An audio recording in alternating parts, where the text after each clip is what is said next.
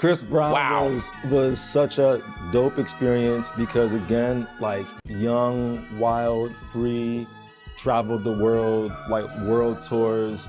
And he was the first person that allowed me to show the world like my aesthetic. 154, we all connected, baby, you already know.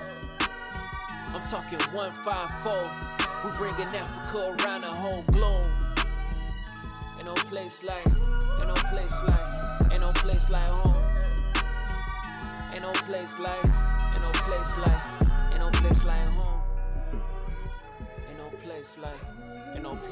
Today's guest is Hollywood's most sought-after stylist, a trusted name among the elite and the mastermind behind some of the most unforgettable fashion moments of our time.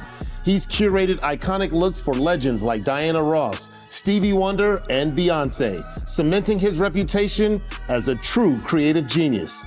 Born in Nigeria, he's a fashion architect on a mission, empowering and inspiring the next generation of African creatives. As the founder of 1116, he's blending his heritage with high fashion and redefining what luxury means on the global stage. But he's not just dressing icons, he's becoming one. A cultural tastemaker, educator, entrepreneur, and philanthropist, he's also the visionary behind We Are New Africa, a global charity alliance reshaping how the world sees the continent. A connoisseur, a mogul in the making, a master of his craft. Oh, and did I forget? A chief. Ladies and gentlemen, get ready to hear the story of the one and only Ugo Mozie.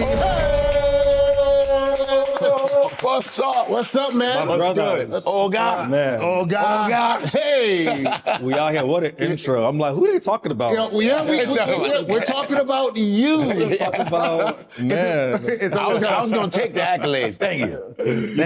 Welcome to 154. We always love to start, with a little chin-chin and palm wine for our guest here. Yeah. So, of course, we brought out the finest of palm wine. So y'all knew a chief was coming today with the palm wine. That's right. We wanted to give it a little bit of sophistication, so we went with the smaller glass here. Don't mind it. All right. All right. There we go. I love it. There we go. Let's get you over here. Man, I'm about to drink it all. Okay. All right. Easy, man. Come on, Easy. relax, man. Just fill my cup up. My cup runneth over. Runneth over. Always. Amen. Oh, amen to that. Hey, here's to a good time. Yes, sir. 154, man. Cheers, man. Oh, Cheers. yes, no doubt. Oh, man. Okay, here we go. Nigeria Queno. Igbo Queno. Good times. So man. good. So I gotta ask, Man, it's an honor to be here, my G's. Yeah, we always start with the names because our names have this whole history and then what's your full name? And let the people know, because we do the shortened version for everybody else, but amongst us, we know. So my name is quite simple.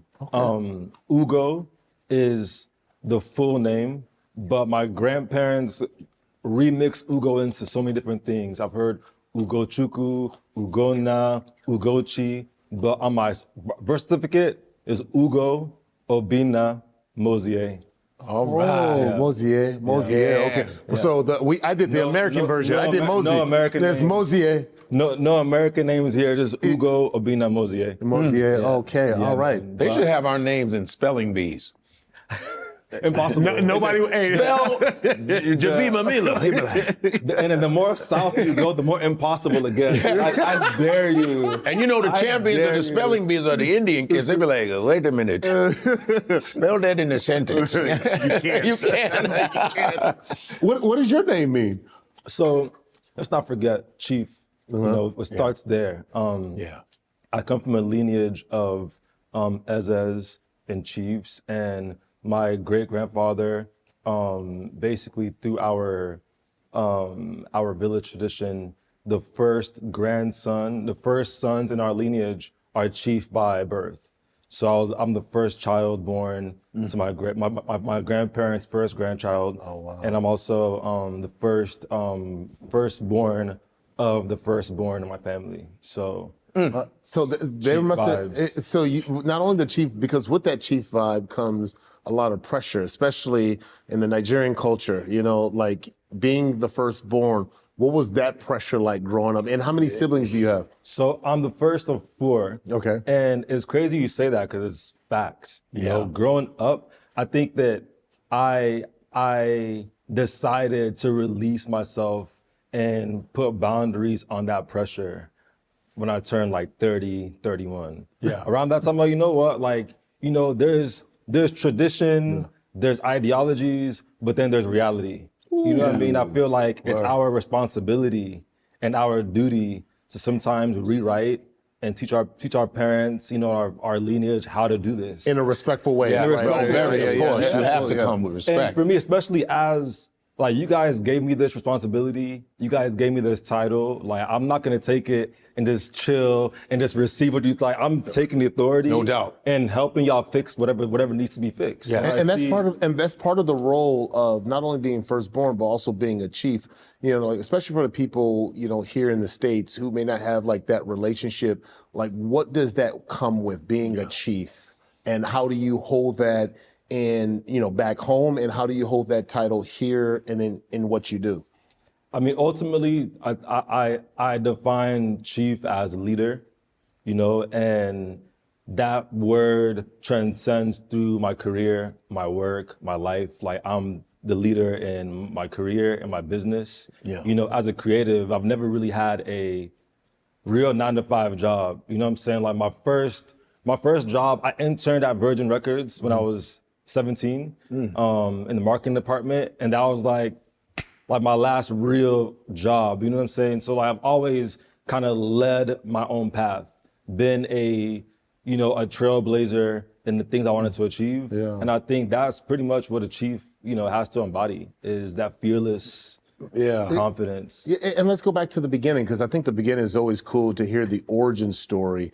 You moved from Nigeria when you were about 4 years old. Yeah. You came here to California, not too far from where I grew up. I grew up in Crenshaw. You grew up in Inglewood, California. Look at that. Lawndale. Yeah. What was that like coming to, and what was that? I mean, I know you were young. Yeah. How long were you here in LA and in Inglewood? And then what was that like going from Nigeria to here? Honestly, it was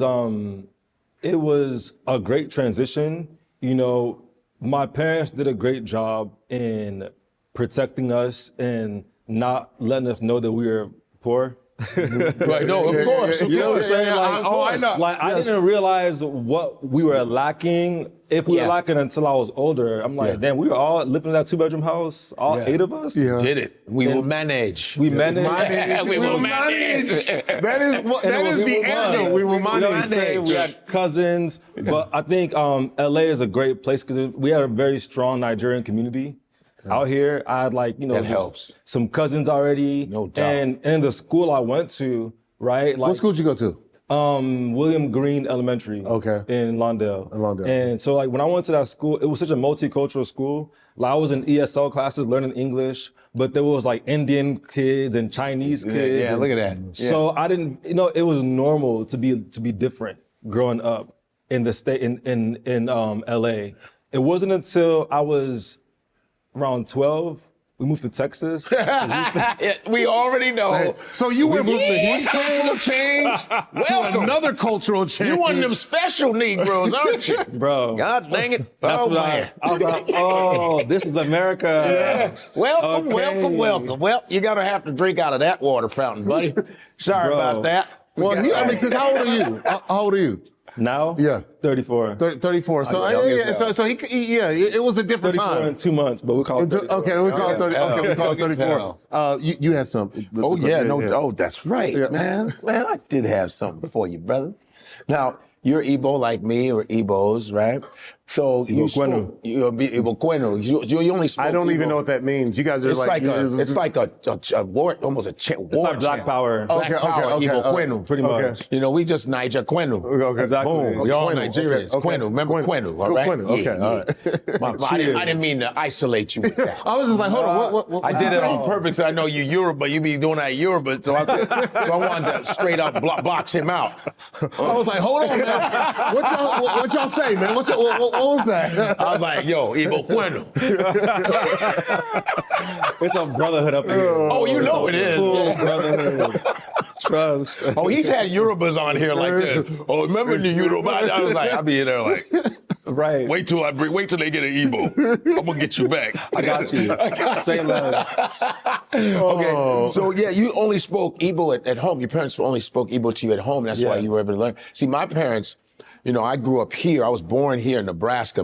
Africans just go, I'm in Nebraska. My father was in school there. It was Biafra War, boom, out. So I remember I asked, my sister was born in Nigeria, so she knows Igbo when they're speaking it fully, but, because she was born there, but she can't speak it for her life, But I asked my parents, I said, why, me and my brother said, how come, what happened there? How come I don't know Igbo? He said, well, okay, we got lazy. The honesty. But the broken English they used a lot, so we were able to know the broken. But they said we got kind of lazy because we wanted the English. It was just an immigrant thing where it's a struggle. The English system. Just don't worry about that. We got to go to work. And then you got to try to make it. You're not as home as much. How long? When did you start getting English? Like, what were you watching? TV it was shows? right away. As soon as I moved here, I was in school. Yeah. And it wasn't like I didn't understand English, but it was more so just like the dialect, the accent. Got you. You know what I'm saying? Like just being able to enunciate and speak properly. But I feel like English is it's one of the main languages in Nigeria. Yeah, of course. No matter where you go, you can go to the deepest village. And the English, it'd be broken as hell. But it's English. But it's there. So when you were at Houston, and that was the culture shock. Yeah, so Houston was the biggest culture shock of my life, I would say. Why? Not only did I realize that, that I'm a Black person in America, I had to deal with the prejudice and the racism for the first time. Being singled out for being Black. I remember after getting my first car, my dad he passed me down one of these Jaguars he had. Jaguar. It's a beautiful car. Damn. But I would get pulled over every morning going to school. Every morning. By a different cop. At least 3 times a week, to the point where it was a problem for the school because I was late to first period every day because I would get pulled over. And first thing they'll ask me would be like, can I see your proof of ownership? Like proof of ownership? Like you don't want my driver's license? Before anything? Yeah. Like, why would you assume that I don't own this car? But that was always if they didn't say that, that was what they were implying. And I had to prove this car was mine. Proof of ownership. To the point where my dad was all right, cool, we have to switch this car up and downgrade because it's a problem. You downgraded your car because of it? Damn. It was a problem. It was a problem. You didn't lose any girls over that in school, did you? Nah, they didn't know what was up. That's wild. What did you drive like? You went from a Jaguar to a house cat. I went from honestly, it wasn't the craziest downgrade. I went from a Jaguar to a Mercedes M-Class, but I'm so sick of you. Mercedes, I will get you Mercedes Benz because Nigerians Mercedes. The Jaguar was loud. It was an XJR. Okay. What color? On, white? Green. My uncle's Nigerian green. Peanut butter interior. Peanut butter interior. And that Jaguar's on the front like this. They're like, whose grandpa's car? Whose white grandfather did you rob? It was always the energy. Yeah. Wow. I'm still kind of lost by the fact that I don't think I've ever. It's always driver's license and insurance, please. Right, they said and then they take you and leave you in suspense. Like, hey, ownership. Can we get proof of ownership? Like, they're like, whose car is this? They're like, whose car is this? Like, what? I'm like, are you kidding me right now? And it created just so much trauma. You know what I'm saying? Because also at the same time, Texas is where you're, most of the news we even get out here, like the local news in Texas is some other. Especially back then, it's like, these guys, tied some Black guys to the car and drove 3 miles. You know what I'm saying? It's like weird, lynching. We're in the suburbs. Of course also, you are. So it's a different lifestyle. So the Oh, the so you went fear from of Inglewood cops is different. You know what I'm saying? in the like in a suburbs. predominantly black neighborhood to Houston. the suburbs of Houston, which Yeah. is predominantly white. Yeah. Okay. And then all the right. fear of cops, all the stuff that Black Americans, you got all of that dose. I was like, damn, this is a real thing. yeah, it's real. But at the same time, like, my parents didn't subscribe to those theories and ideologies that, being black means that you're less than anything. Right. Or you have to like do this and that because you're black. Like that, like the outside was saying one thing, but inside was saying a different thing. And I just chose to listen to my parents. You know what I'm saying? And it's like I never allowed my race, like my identity to be a factor on why I couldn't do anything. I love that you said that because I was just sharing with Carrington. We were talking about this, and I said that that my parents subscribe to that same belief, and so there are a lot of things that I don't let impact me because it doesn't register. I'm like the dude that it just keeps going straight through. Like, oh, I'm not supposed to be. Oh, nobody told me I was supposed to. Right. I'm not supposed to do this. Oh, nobody told me. So I've never. Right. So it's almost been, and it's a blessing because you and I were talking about this, and I was like, for some they may say it. Oh, well, you don't understand, or you don't, No, I understand it. I get it. But there's just something that just doesn't connect with me because it wasn't ingrained in me to bow down to the history and to feel inferior. So it's just like I keep pushing through it. And I love that was something that, because you have the ability to take either or.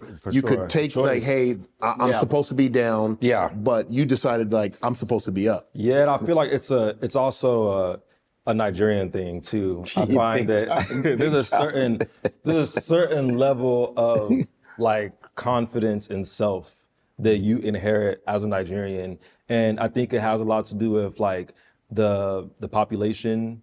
Because I'm there all the time now. I'm working between here and Lagos. I have a place there, and I find that in order for you to be good or the top of anything in Nigeria, you've had to have gone through like the mud, right? The mud. So like if you're the top of your game there, you're a genius. This is nothing. You're a genius in whatever it is. Facts. And if you make it from Nigeria and find yourself like in London it's or over. America It's a wrap. with that skill, It's a wrap. It's a wrap. It's a wrap. No matter what it is. It's like running with bricks uphill, and then you let the bricks go. Right. Oh, that's a great analogy. That's a great analogy. Exactly that. When you training like that, I love that. and then you let me get bricks off my back. Like My father used to always say this, if I have Nigerians, when they come here, the opportunities you will not see my back. Then my father said, you will not see, you will just see me leaving. He ain't lying. He would always go, my father would always look out the window when he would be on this little thing. He would, I'm telling you.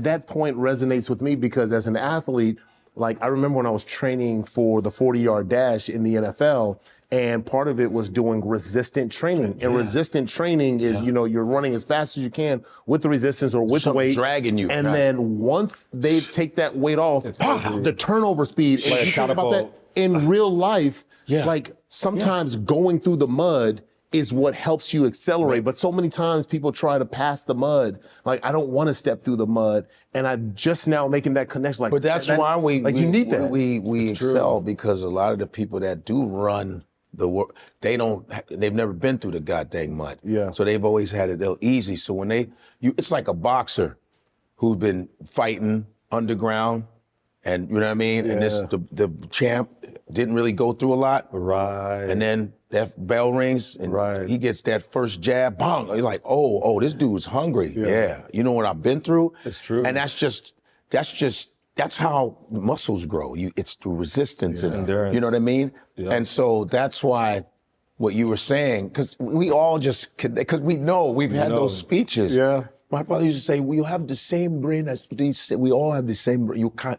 That's it. He would say it all. That's all they would say. You can't do any. And Man. it's unfortunate because I have a few African American friends, and we having conversations, and their experience is not the same in terms of like that rhetoric, right? Like a lot of them had to deal with parents, you know what I'm saying? This is due to circumstance and perspectives that are embedding in you that like, oh, because you are black, like things are gonna be different for you. And you like can't you do have this. to prove yourself.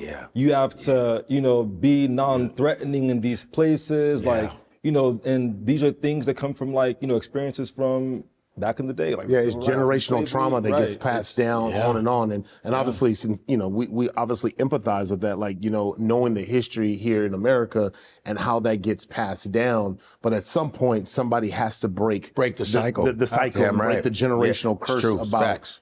how we see ourselves and what we pass down through our messaging, even through the music we listen to and the things that we watch. Like, what are those things that we're watching that keeps reinforcing the thing that gets passed down? What are we creating? Your rise to the top has to be, you said it, going through the mud and you just catapulted. So I understand, like, your very first, kind of catapult or the thing that kind of launched you off was Mr. Jay-Z himself. Is it true that Jay-Z, it's crazy. It's crazy out here. He helped you land your very first gig at 14 years old? How the heck did you, what did you freestyle in front of him? Yeah.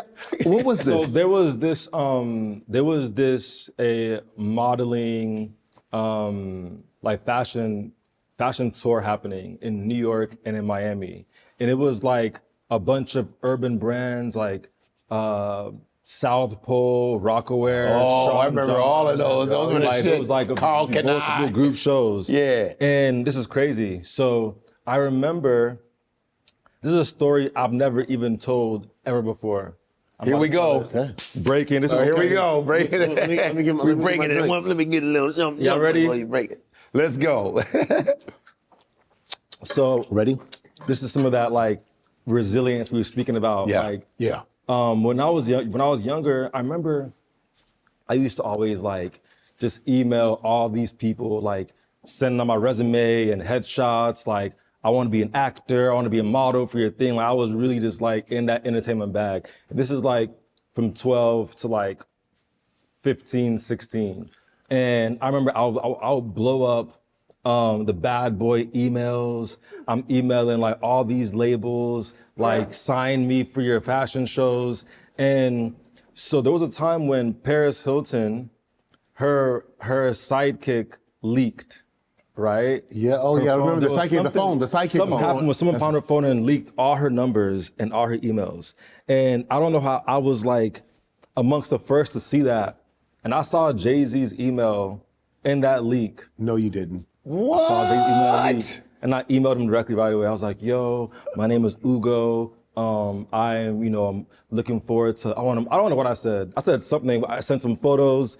And I think it was like 3 or 4 months later, I get a random reply from that email from Jay. And he's like, if you're in New York between these dates, I have a friend who's producing this fashion thing with my brand. Email Abduni, give me the email. Wow. And I emailed this guy. Insane. And You know what? Insanity. You know what? This just kind of goes back to the story. Most people wouldn't do that. They They'll go- would not do because that. the first thing they would say is, It's like, all right. Jay-Z wouldn't respond to me. He's not gonna hit me back. So they don't even think about it. You literally just like with no hesitation. Cold. So you was email. like, forget calling Paris Hilton. Like, I got a, like, You know what it number? was? You know what it was? It was his name. Jay's like, yo, I didn't see this name before. Yo, it's crazy out here. I got an African.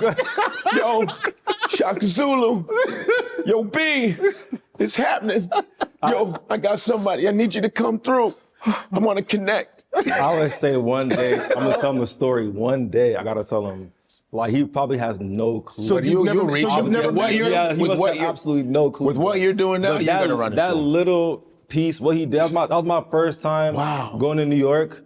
I was there for a modeling gig. That's you know what I'm incredible. saying? This is 90s. No, this or is 2004, 5. Right, whenever you were right in the pocket. That's what was rocking. It was crazy. Like, I was doing MTV in New York. Oh, It was lit. man, Oh, that- TRL. oh, yeah, that's right. Son. Making the band. Like, listen, 1990, like 8, 9, 2000, and that little 10 year.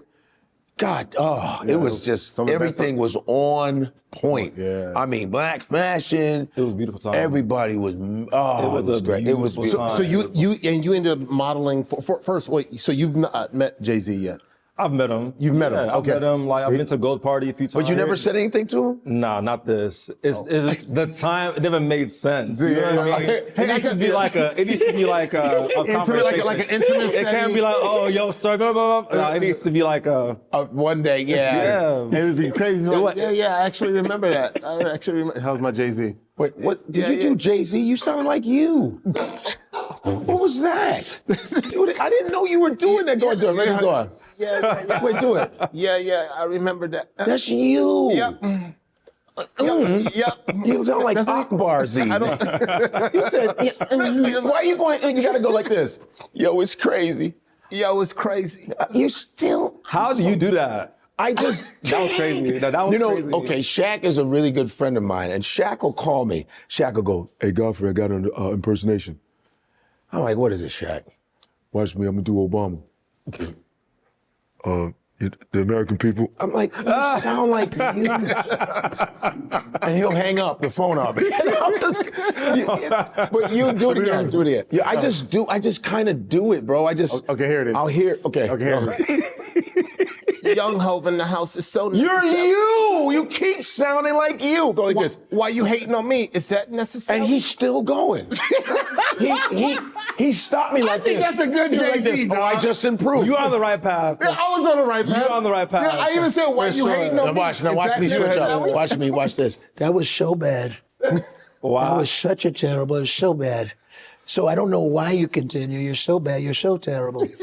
You're a good host. I love the questions, but the voices has got to stop.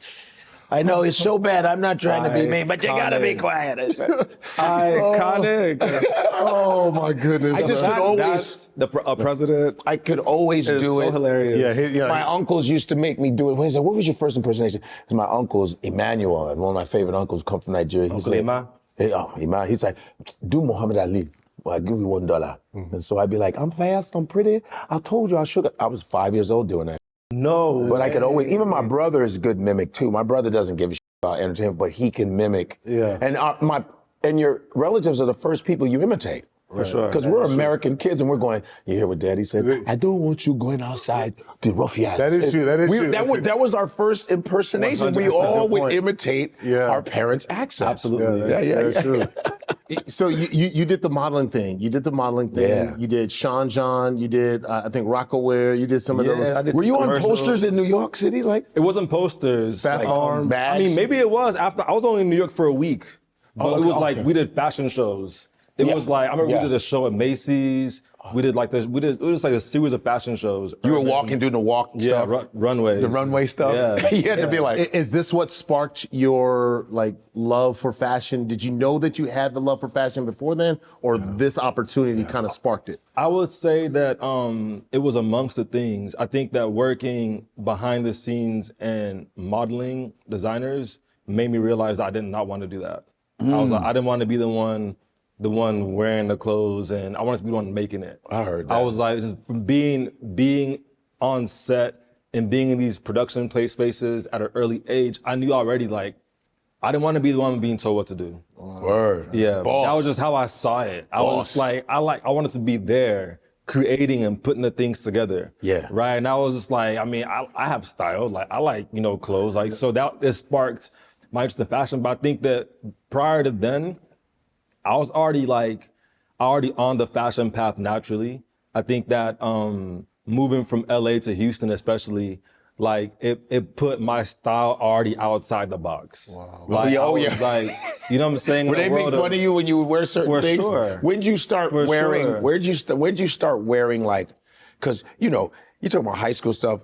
I always respected you in my high school. You had the goth people that would wear just wild, and you'd be like, Yes. "Yo, what's that?" Yeah, right. And were you high school or grade school? When were you wearing okay, what is he wearing? Middle school. Middle school.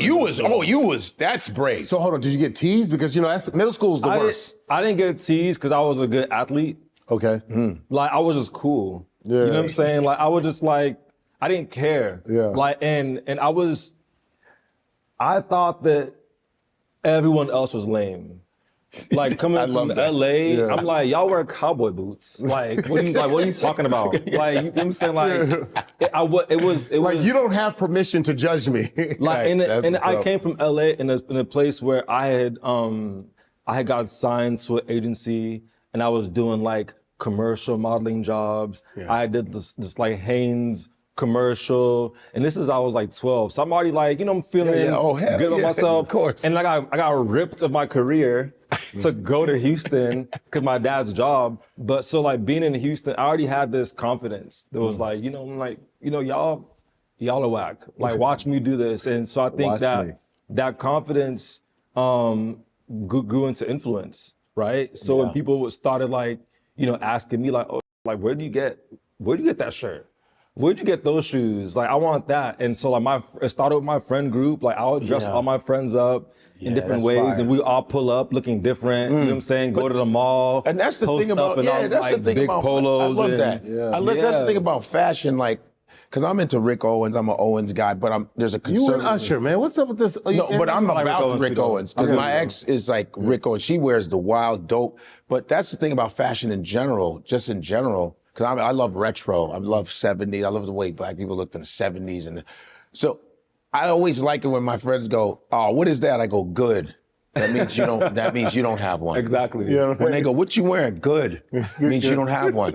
I mean, I'm like conservative, different, eclectic. Because there's some people that go way out, but I know my style, and they'll be like, yo, what kind of? I go, you want these? That's why you're asking. Because I'm dope. What you talking about? I'm fire. You got that. I'm you got that shape. swag. How do I look like an action hero? Yeah. And I'm boom. What you talking about? You want these, dog. And then next minute I'll see other comics with flares. I go, oh, look at it. Oh, he said but the raggedy version, I go, now you trying to. Swagger jackers. Swagger jackers. I love it. You got the swagger jackers, man. You're still, remember those. Still your swag. I remember those. Yeah. You don't remember those, right? Swagger jackers. Yeah. So you went from confidence to influence. I love that. Like, so who was your first client? Like, who's your first big client? My first big client was, I would say Khalees. Khalees. I know Khalees. Khalees was like, she was the first person. Nice. I met her through my friend, legendary Damon, who's still one of my best friends. But she was pregnant at the time. And with Nas, when she was with Nas. Yeah. She was pregnant at the time. And I remember I had on like these pants I made, like these like blue and black two-tone pants with like a big waistband. And she was like, I want those pants. I can wear those pants. And I'm like, are you kidding me? Like, of course, I made her a pair. That's how we connected. And then my friend Chalia was her stylist at the time. So she brought me in to like assist with her. So I would help her put looks together. And that was my first real like celebrity client. We were doing this like major stadiums. I remember like Chalia and I would put her in like African designers, at the time. And this is before it was a thing, you know what I'm saying? Like, now she lives in Africa. Now she's living in Africa. Farming and everything. Yeah, in Kenya. Oh yeah. She's goals. Have you ever seen her page on Instagram? Man, what? All the time. You gotta see her page on Instagram. She's next level. She has like 150 acres in Kenya. Yeah, she's in Africa. Like lions, and it's the dream. Yeah, have you gone out to visit her? I haven't gone yet, but I got to. I'm going. Damon goes for sure. Oh, that's cool. Yeah. So Khalees she was the first person to see me. You know what I'm saying? Like I was 17, no experience, nothing. She just saw what I had on, was like, yeah, that's cool. That's like the coolest, like to be able to ride that glow up. It's almost like an artist, because that's what stylists are. I really have so much respect for, for stylists and creatives who really kind of can see the vision and see a person, see their swag, and just going like, you dress and look like this. Because, some people can dress a certain way and you go, that just doesn't even. But there's a lot of stylists that are trash, though. Let's keep it 100. There's a lot of stylists that be whack, and I go, who's dressing these knuckleheads? Right. It's true. I know you must go, yo, come see me. What are you doing? Body-wise, it doesn't fit you. If you're a bigger person, come on, do better than that. You can't just be tight because it's that brand. I'm sure you go, God, dang it. I mean, I don't. Do you ever do that? Do you ever see some stylists, you go, this mother again? You know, you'd be like, come on. I mean, we're all human. You know what I'm saying? There it is. There's the humble. We're all human, and you can't help but to critique certain things. Yeah, no doubt. You see, things to be critiqued. But I just feel, I know that like my gift is so different, like how I come at it, and just like styling for me it's my gift. It's your gift. Yeah, it's my gift. And like God told me that a long time ago, right? It's like I have this magic wand that I can experience people and make them look like their wildest imaginations, like make their dreams come true through fashion, through style. Like it's not had nothing to do with designers or like fashion week or trends. Nothing to do with that. It's literally it's storytelling, but also channeling at the same time. Well, so you're not beholden to one brand. It's not because like I've always felt like, especially like I come, from like the NFL, like in the National Football League, it becomes like some a of your brand. Styles be trash. It becomes like a brand thing, like who can wear the most LVs on their body, that shit be looking who can wear the sometimes. most, the patterns, and it doesn't make any ridiculous. And it's just, it's like, hey, I spent money on it because and this is something I've always had this problem with when it comes to fashion. It's like, but this costs this amount. Wait, is it fashion or the amount that it costs? Because it feels like the only person I truly respect in fashion that's an NFL player is Cam Newton. Because Cam Newton will get his stuff from the thrift store if he had to. I'm a thrift store dude. He is all day, every day. He is about textures, layers, and I'm looking like, what now, I couldn't dress like him. Storytelling. But it's storytelling rather than, I bought this and it cost $7,000 for a T-shirt. I don't care what name is on it. I'm not paying $7,000 for a T-shirt. It's ridiculous. What's your inspiration? Like, where do you draw from? What's your MO? I would say that I draw from my own personal experiences, from history, from traveling, everywhere. Like I travel so much. Like I travel, and that's one thing that I knew when I was younger. Like I had no clue what my career was really going to be, and sometimes I still don't. But what I did know was that I'm going to live a life that required me to travel all the time. Yeah. Like so, I don't think I have even a client that travels more than me. Like I'm on a plane at least once a week. Like if Sound like me. At least once a week. Me. He knows. I'd be like, where you at? Where you at now? Like, where you at now? And with those experiences allow me to just pull, right? And I think as an African creative, when you travel and experience different tribes and just different cultures, you see how we connect.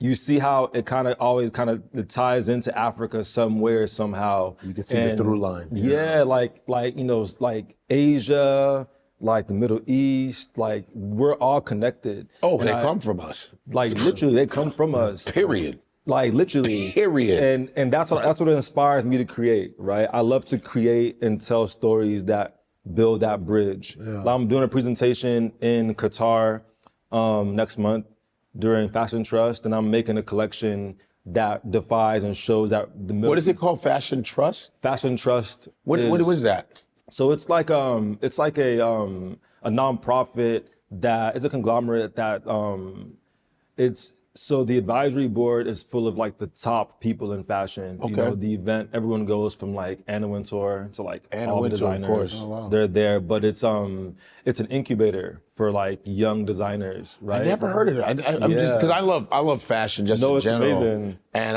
Ann Wintour, I even saw the documentary September issue. Yes. Ann Wintour runs the Met Gala. Yes. She's been around. She was what's his name that passed away? Andre Talley. Yep. Who passed away. Andre Talley was the black critic.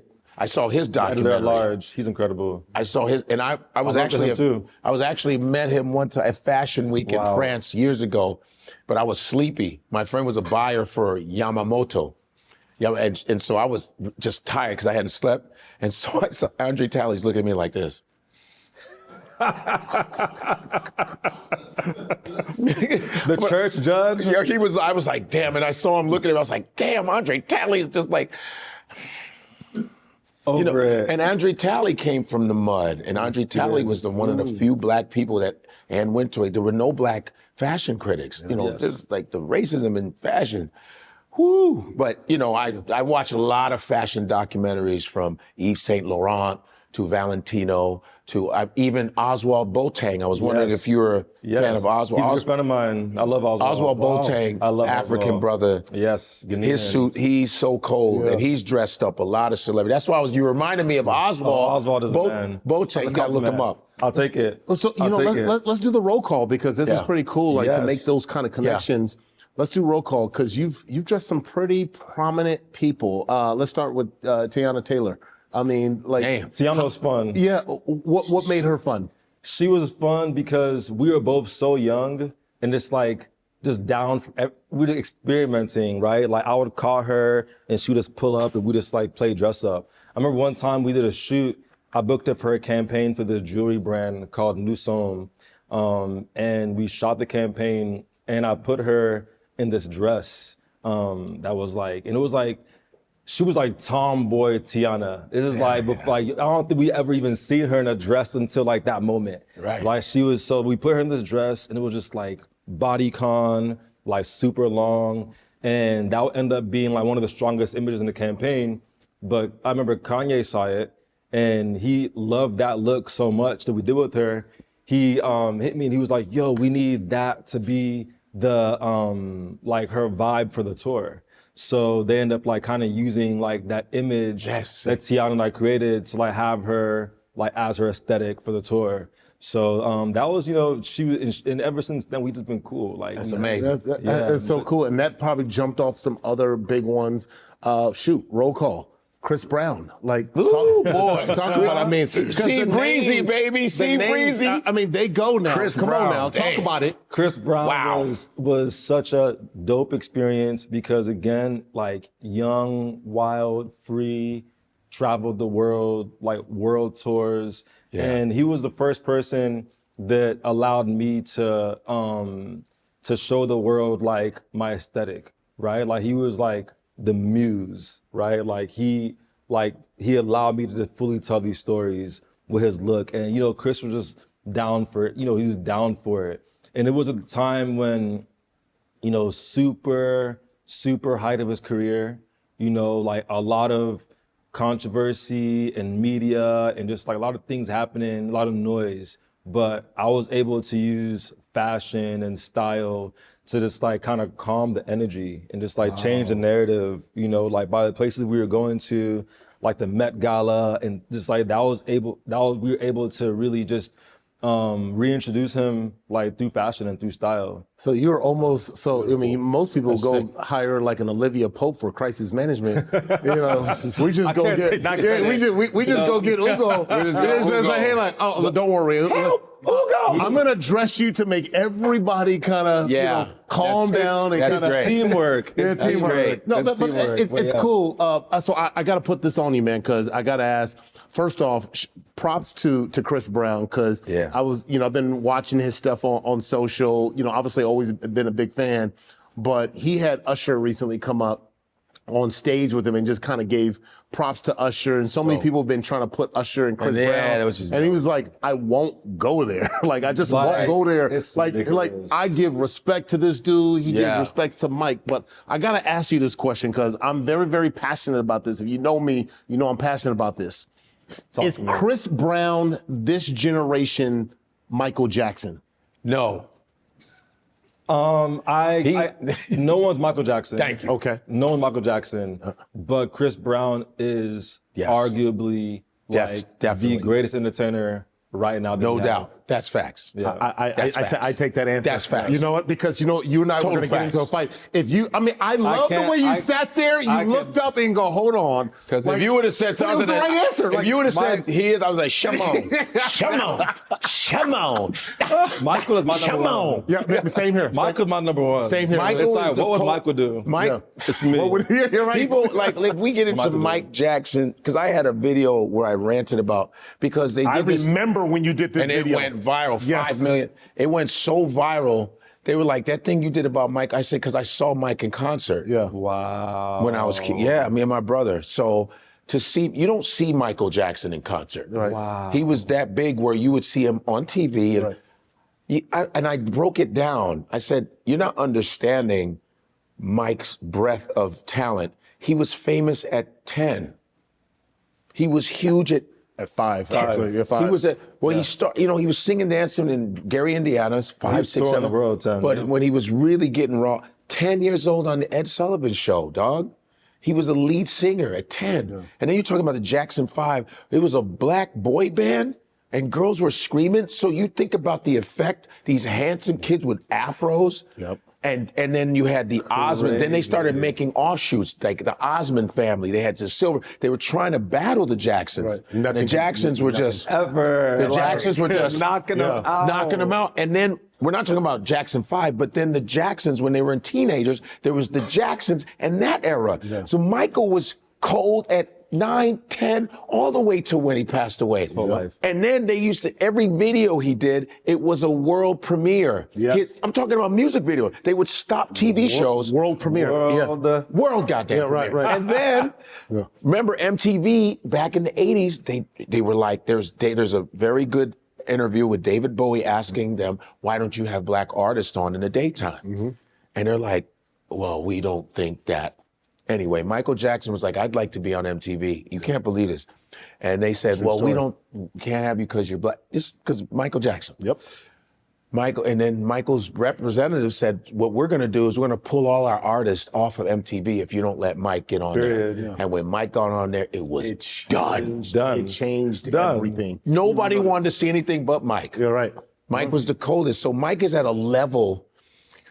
It's a different. It's just Michael Jackson, and then there's the rest of them. Yeah, right. It was like I saw people fainting, bruh. Yeah, right. Because you know when someone is fainting, you're like a kid. You're like they were, and Mike didn't do nothing yet. Did you ever meet Michael Jackson and come close? Man, I wish. I came You came close on everything. Close, Really? man. Me and my buddy, we said like we're gonna go see Michael Jackson. This Is It tour. He was going to be performing at the O2 Arena in London, and I had spent $2,500 on tickets. Yeah, that's about right. Through AEG or whatever it was. I still remember that AEG. Oh, that company. Yeah, whatever. For sure. Yeah. And I was like, oh yeah, I'm going. My wife thought I was nuts. I probably was going to get a divorce right when we got married, but we just had a baby. Don't judge me. Okay. I was like, babe, you on your own. I'm going to go see Michael Jackson. Yeah. And I'll never, she's like, you're going to just leave me with the baby? Baby, yeah, I'm sorry. I'm going to go see Michael. I've never seen him in real life. Like anybody would understand this. Yeah. Yes. And I'll never forget, it was June 2009. I'll never forget. And I mean, we remember. I don't need to relive that, but I was just like, what? That was like I don't even think I even asked for a refund. I was just stuck. Like I thought I was gonna go see him for This Is It. And to this day, posthumously, he makes them $600 million a year. Still. Elvis, all that, nothing to Michael. And he's the most imitated. He's AI going crazy. He's on the him most now. famous person outside of Jesus Christ. No doubt. Yeah, and me like being older than you, when I was in Nigeria, I didn't realize this is not no internet. They were doing a Pre-internet. We were in the hotel and they were doing a Michael Jackson dance contest. I go, oh, there's Michael. They know Literally. Michael in Africa. Yeah. No internet. 100%. Yeah, The dance moves. But like you said, Chris, mad dope, of course. But to leave Michael alone, no. So can we just since you're the imitator, I just got to put you on the spot. Since you're the imitator of what? I need you to imitate. I need you to imitate Michael Jackson, like real Michael Jackson, calling Ugo to say, "Will you style me?" And I need you to give me your response and how you would handle this. All right, you ready? Go. Yeah. Ugo, I really like your stuff, Ugo. That's really dope. Because I'm very loud, but I just want something that's gonna really blow the world away, I mean, I already do that, but I need something, because you're African and, and people, I know I'm African. I tested my DNA. I'm like 50% Nigerian. I'm passing out. Yeah, you pass it out. I'm passing out. Wait, hold on. I'll be like, make me a suit. I need some pants. Give me a suit. Do you think you starstruck? Do you think you Yo, can you dress just Michael interrupted Jackson? when I was doing my dope Michael Jackson. You didn't want to give me dope. credit. Your Michael Jackson. Give me no credit. I was a pretty good Michael. I don't even do Mike. I'm not even gonna lie. Your Michael Jackson sound like you. Your Michael Jackson sound like you. Your Michael Jackson was you trash. just snatched what I did. No, your Michael Jackson was trash. Don't side eye me. Your Michael Jackson. You know that was was pretty good. No, it wasn't. Did you see him fainting? No, He almost knocked over his palm when he was like this. No, he was imagining it was Michael Jackson. He wasn't. Yeah, I don't. That was my first. By the way, guys, that was my first attempt at Michael Jackson. I don't even do Michael. Don't try that was pretty damn don't try good. to make any caveats to it. Now you do man. Michael. Go on, real quick. Oh, I hate that you're preparing your. He's ready. He's ready. Let's go. Let's go. Did you see him go? He better. Like, what is this? He better. Ready? Yoo-hoo, it's Michael. Ring, Ugo. That's you. No, it's not. No, it's like, can I even get into character? That's Akbar with helium. You know what? Never mind. He didn't even let me get into character. And you know Yours it was is trash. Yo, no comment. Ugo, stop with that. No You know comment. This palm line hit me. Okay. Beyonce. We're gonna go back to roll call. Beyonce, trash. Michael, that was the worst Michael Jackson ever. I thought it was. No, it wasn't. It was horrible. Where's Joe? Joe, can you hit him? Wow. Anyways, you see how he has Akbar at the end of that? He was like, Joe, can you hit him? Oh my Lord. Beyonce. What was that like working with Beyonce? No. That's sick. That's sick. Beyonce, bro? Man, Damn. life is a blessing, right? Walk me through. Was it a call? Did Beyonce? How did that all work out? Were you intimidated? Was it Jay-Z again? No, not this time.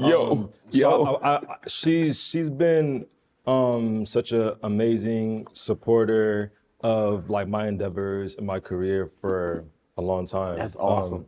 I worked with her through her stylist Zarina back in the day when she like anytime I have a product that I design, that I make, I send it over to her. She wears it. She posts it. That's incredible. Like, I sent her a bag I designed, end up on her website, suggested the Black brands to support. That's massive. So she's just always been in the looms of my work. Her main stylist, Ty Hunter, he's a close friend of mine. I would call him like a brother. I've known him since I was probably 17, 18.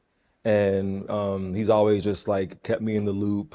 And he brought me on this year to do the Cowboy Carter tour.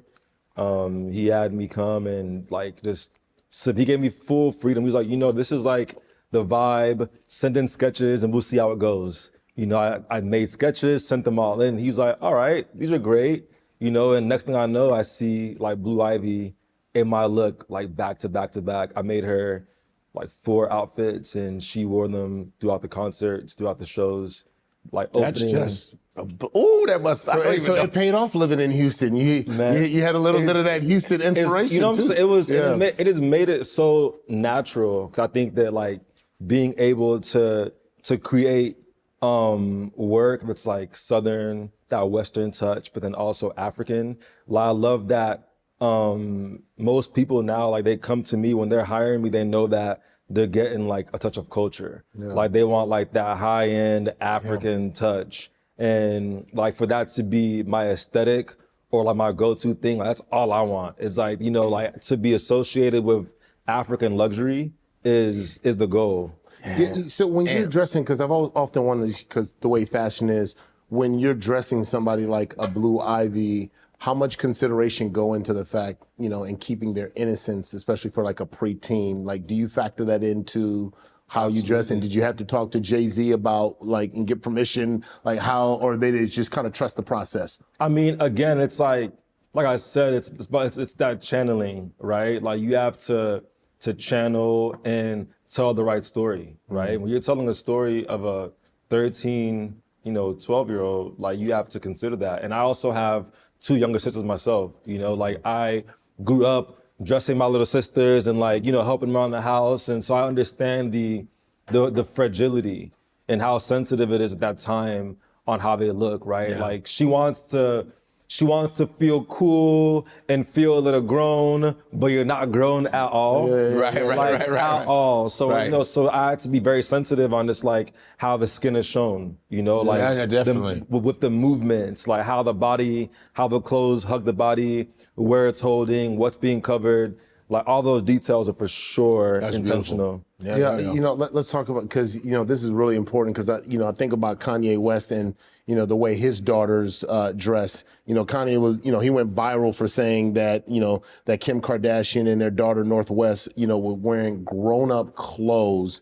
What do you believe is acceptable when it comes to that? Like, what do you think is acceptable for a child? Like, do you have your thoughts on that? Because fashion, it varies. I mean, there's this wild and wide range when it comes to to fashion.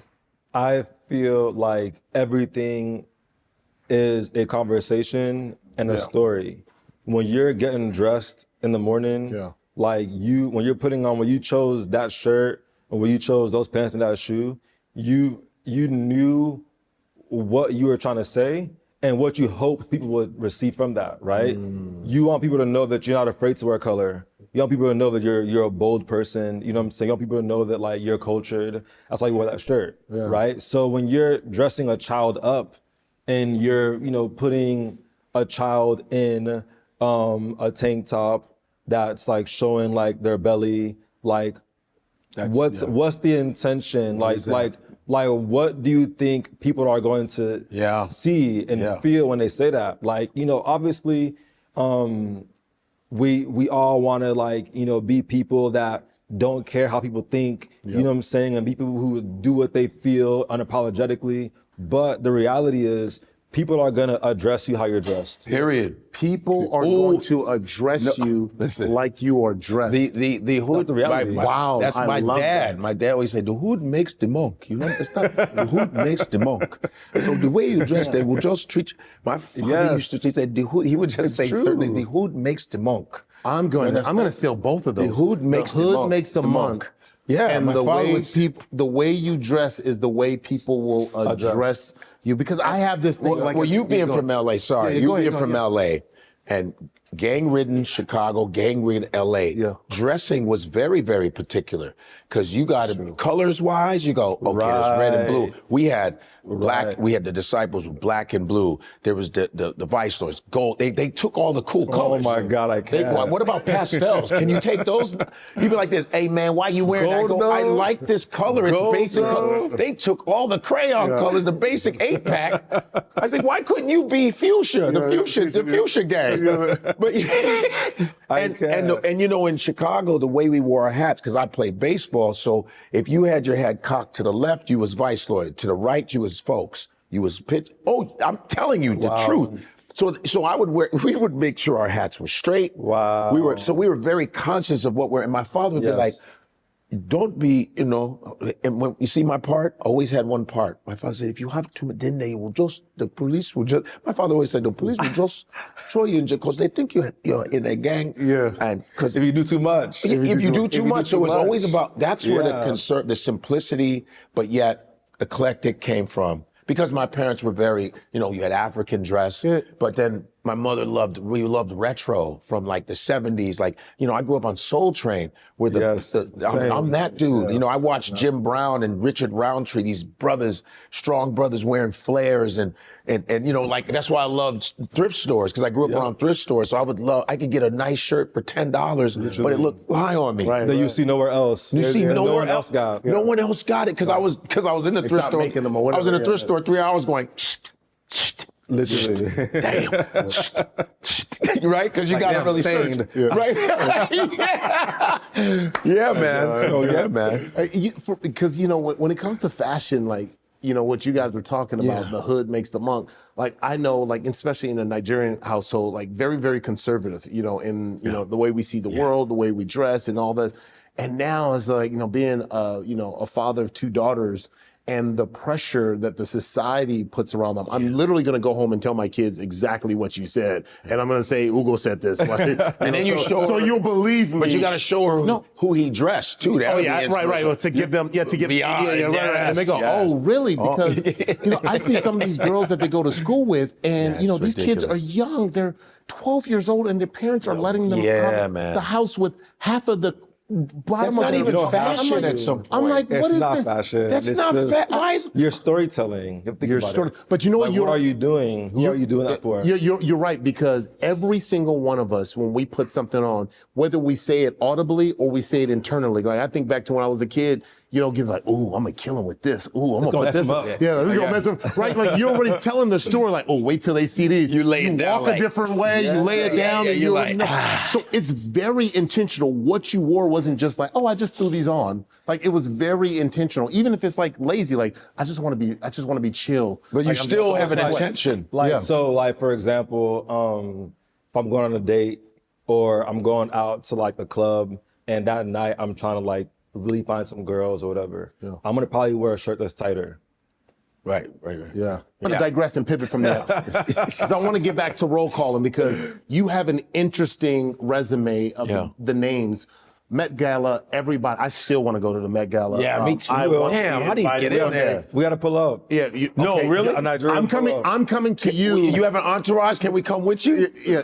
If one day I get allowed to bring an entourage, why not? No, Well, you listen. do need a bodyguard, and I'm 6'6". He can't be your bodyguard. I can be your bodyguard. So if you need a No, bodyguard, but some bodyguards hit be me the up. smaller ones, and those be the toughest ones. No. They be the big dudes that can't fight. Anything's possible. Yeah. They're Just just. say you might get an invite. Look, and I'm free. Look, I'm free. Well, I gotta get your information. I'll be like this. Yo, what about that Met Gala? He's gonna charge you, right? I'm not gonna charge nothing. Just dress me up, right? Like dress me up, like however. Yo, and I'll come. You see and the I'll way- put my. you All I see- gotta do is put my hand. You see the way he my dresses, hair. you know he needs some little help. You know that. They don't allow Met Galas. Bodyguards in the Met Gala. Oh, is that right? No bodyguards allowed. Okay, well, don't you need an assistant or something? I think they got They their don't have own. assistants either. I think they got their own. Literally, I think it's probably the strictest ticket. Is that right? Yeah, I heard it's So like. you saying I got to get there on my own? Huh? I'm saying we'll make it happen. This is at the I'm saying we'll make it happen This is at the legitimately. Metropolitan Museum where that exhibit of dandyism is. I can't wait to go check it out. You had the opportunity to dress none other than the Diana Ross. What was that that's like? Ultimate Diva. When you got the phone call, walk me Jeez. through the process. You Damn. got the phone call. Was it a? Remember that Michael Jackson phone call? Yeah. When I passed out, yeah, it was. I similar can't to do that. Diana Ross. It was. Can you? It was very similar to that. I mean, Queen Diana. Wow. Just. That's insane. I'm still speechless, but I'm just so grateful for her son Evan. He's one of my best friends. I've known Evan for a long time. That's great. And he's the one who like connected me and put me in front of her and, introduced her to my work. So, I started working with her last year. Actually, Wow. we did our first job last year when she hired me to design a look for her 80th birthday. And at the time, it was just like, This is crazy. it was so surreal because she hired me to bring a look, and I had, I hit up every designer in the world, from Tom Ford, Oscar de la Renta, Valentino. They're all ready to make custom looks. Dolce, they're all ready. They're all sending in sketches. Damn. So I'm sending her sketches like, oh, here's Valentino option. Here's the Dior option. Damn. Here's Damn, the Tom that's Ford crazy. option. And This- she's I just love like, this. no response. Like she's not really giving me anything. And I'm just like, damn. So I sketched out a design, like together. Got my friends put in an illustrator. My boy Garcia illustrated it for me. I sent it over to her, and she was like, "Yes." See, it was you. This whole time, you. Like, yes. You had the gift. She called me. She's like, "This is great." I think we should make the train bigger. And I was like, that's the only note you have? Like, okay. So like we sketched it, and that ended up being the look. And you had sketches from other people. It was your touch Like that was 30, she was wanting. like it was 30, like every designer. And they couldn't. She didn't even fuck with say you. no to the other ones. She just didn't respond. She wasn't moved. Yeah, she wasn't moved. And you moved. And you not only did you move, like she was Diana moved, Ross. but she broke the internet with that. Like no one alive can say that they don't remember that one. I don't watch That was a lot of the incredible. That was different you. ones, But that one, I was insane. like, That was incredible. Every news channel, I mean, it went global. Everybody. But you think about Diana Thank you, Ross. bro. from the Yeah, that was- Diana yeah. Ross from Motown Supreme. She's wore every cold ass dress on That's the what planet. I'm like, how Everything. can I'm like, what can I do? What can I bring to the and table? it was you again. What can I Damn. bring to her table? A woman that's done it. That's- I mean, she's in every mood board of like That's of, incredible. any woman that's fashionable and has style has Diana in her mood board. Damn somewhere. right. Yeah. Somewhere you have to. You remember that? How long was that train, by the way? The what? That train. How long was It that was train? 20 feet train. 20-foot train. Yeah, we had. that was so amazing. I worked the Swarovski crystals to Damn, crystallize her children and grandchildren's name into the That train. is I had like insane. my guys in Benin that made bronze cowries that I embedded into the clothes. I'm literally Like, excited as fuck when you're like, God, you were on the phone with Diana Ross. Who the hell is on the phone with Diana? Okay, Yeah, okay, Diana. okay, All right, okay. then. I got. Okay, What? there's It's beyond an honor. That's beyond an honor. she is Motown, bro. There's so She many- is music. There's so many questions when you think Mahogany. about that. Like when Jesus, you're on the that's phone crazy. with Diana Ross, do you go into like, you know how like when you try to impress a girl, like you go, oh no, oh no. what's up, what's up? Like, do you try No, to Billy play D. cool? Williams. You know who Billy D. Williams is? Of course. Well, I don't. Sometimes you'd be like, no, who's that? Billy D. Come So on, watch me do Billy D. Ready? Hey, Diana, it's Billy D. Wow. Yeah, Hey, give me some. That. You're back. He's like, I have this guy named Ugo, and he wants to design a train for you. I think he's going to be really good. You should just give him a chance.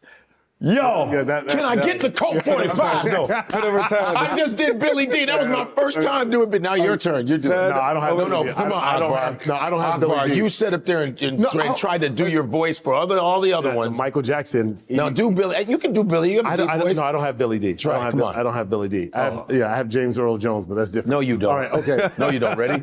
My son works. That's Not good. bad. No. Okay. I watch this. That was Ready, good. ready? That's good. My son works. That's how you do it. I just Next. what?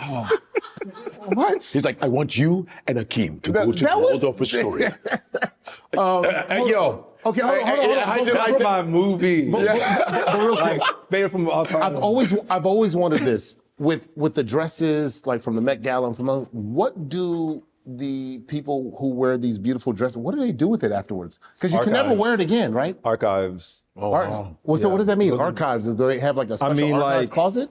Yeah, some of them do. Most of them. I mean, like a lot of time, I have some pieces that have gone into museums. That's amazing. That get memorialized in museums. Like the Grammy Museum has pieces in there. Hard Rock. I have some pieces in the Met Gala.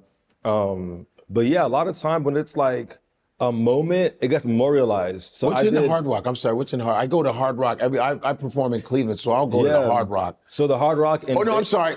What is it? Grammy Museum. Grammy, yeah. So Grammy Museum in LA, you'll see the look that I designed for John Baptiste when he Wow. won all those Grammys. Yeah, yeah. Oh, yeah, So he had yeah. this I made this crazy McQueen cape that's like probably one of my You're talking like, about highlight Alexander McQueen? yeah. Okay, Yeah, I work with them, design this piece. Wow.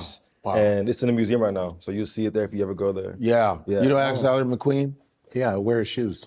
Oh, do you? Exactly. Yeah, not these. These, I was about these to aren't. say. I have some He over knows there. what's up. He knows what's up. That's Steve McQueen. He knows what's up. But yeah, and a lot of artists like myself, we have like studios or warehouses for our archives.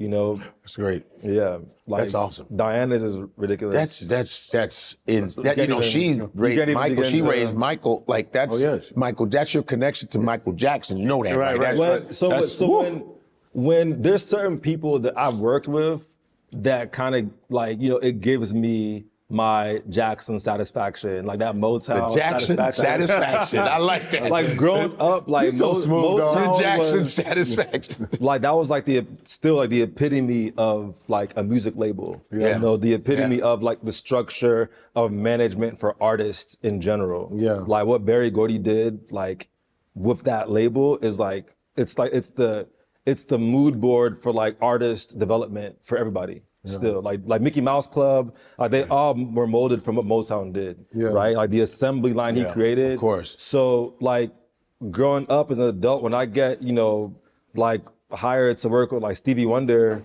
you know what I'm saying, and like Diana Ross and like Earth, Wind and Fire. These moments are things that like I can't make up. I'm like, But do you have a mood board? Do you have a vision board? Because you are literally a walking vision board. You worked in music, you end up with Diana Ross. You did all this it's like all this synchronicity. Do you have a mood? Do you have a visual board? Or you just always had it in your head? So it's not a vision board, but I journal. I have a journal that I write in. Yeah. Like, and I write in future tense. So I write it like as if A note to yourself? like it's 5 years from now, and I'm writing in present tense in 5 years from now. Where'd you get that from? Like thanking God for my Oscar I just won, thanking God, like, and it's crazy. And a lot of times, like, it happens, you know. I've been doing this since I was like, maybe for at least 10 years now. Damn. Oh, that's really dope. cool. Yeah. You think about the things that you've manifested, that you've prayed for. Is there something that you've prayed for that you're really excited to get in the future that you haven't accomplished so far in your career? Yes, there's a lot. I am excited about getting into filmmaking. Like, I'm really excited about telling stories, but on a film story medium. I'm super excited about revolutionizing the textile industry in Africa, especially in West Africa. Like, I want to create a like a bridge for textiles for Africa and the world with my fashion. You know, I'm going to be the biggest designer that's come out of Africa. Like, fashion is one medium, but like design is it. Like, I just know that, you know, 10 years from now, like, I'll be number one, you know, and there's no competition for me with my vision, with where I'm going. You know? There's so much confidence in the resonance, in your voice, in your posture.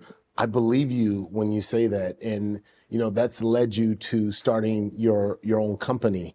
And when did you get to the point where, you know, like, this is the business, I'm a businessman? Yeah. I would say that I knew that I was building a business. I mean, at least like 10 years ago, because I've launched a few like capsule collaborations. I've tested brands, right? Like, I had a hat brand that I launched about 10 years ago.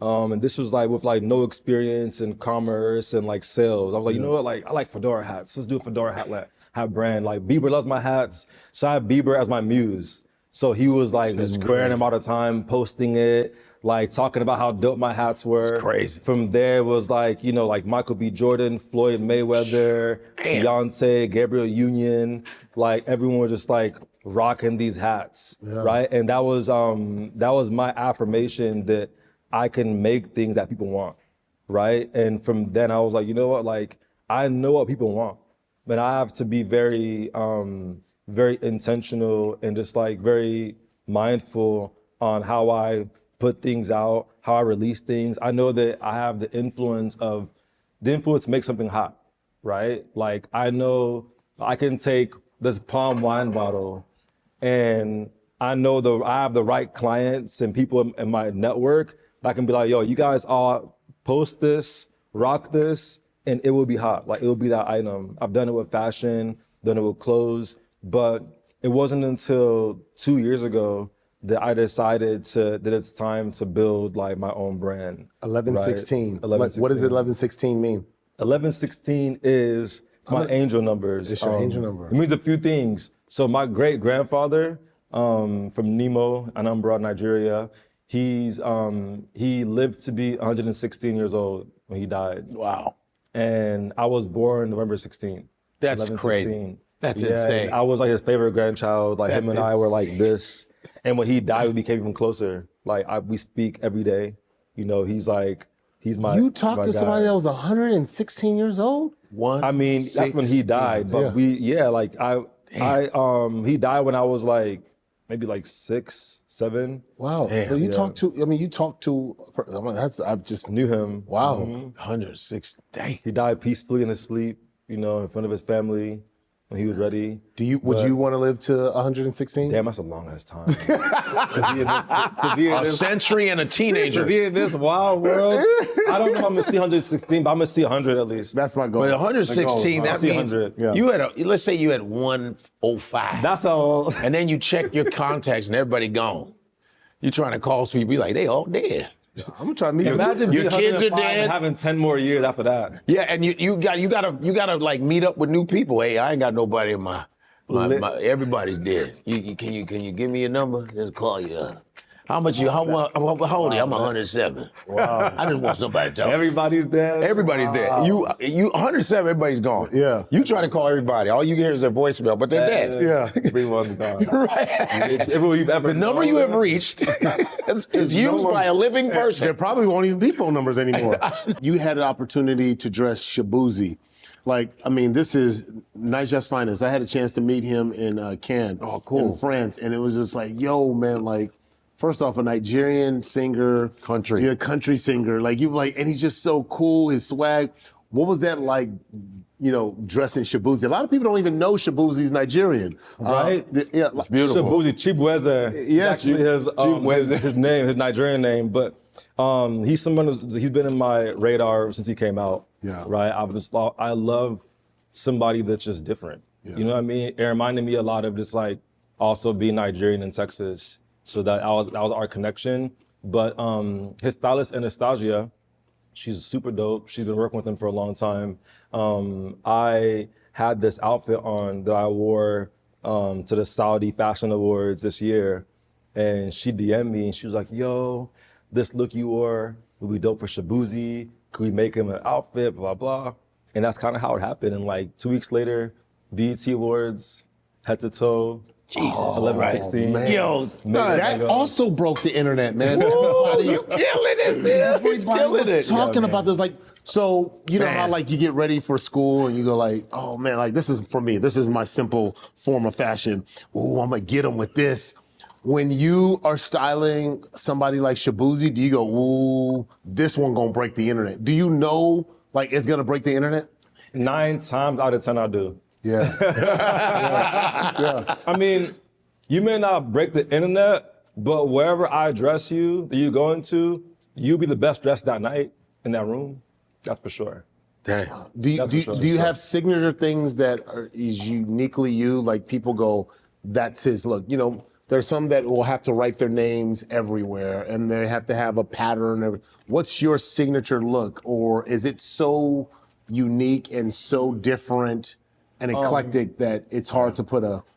I would say that some of my signature looks and aesthetics are the silhouettes of my suits, the way the suits fit.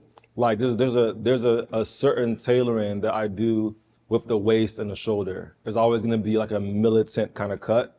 You'll always see, not always, but you'll see like subtle pieces like the cowrie shells. I love those. But we're making our own now. We're 3D printing cowrie shells in different colors, different textures. We're playing with the idea of just like the cowrie shell. Speaking of, I actually came bearing gifts for you guys. Speaking of, this is y'all's official Ugo Mozie. 1116 protection chain.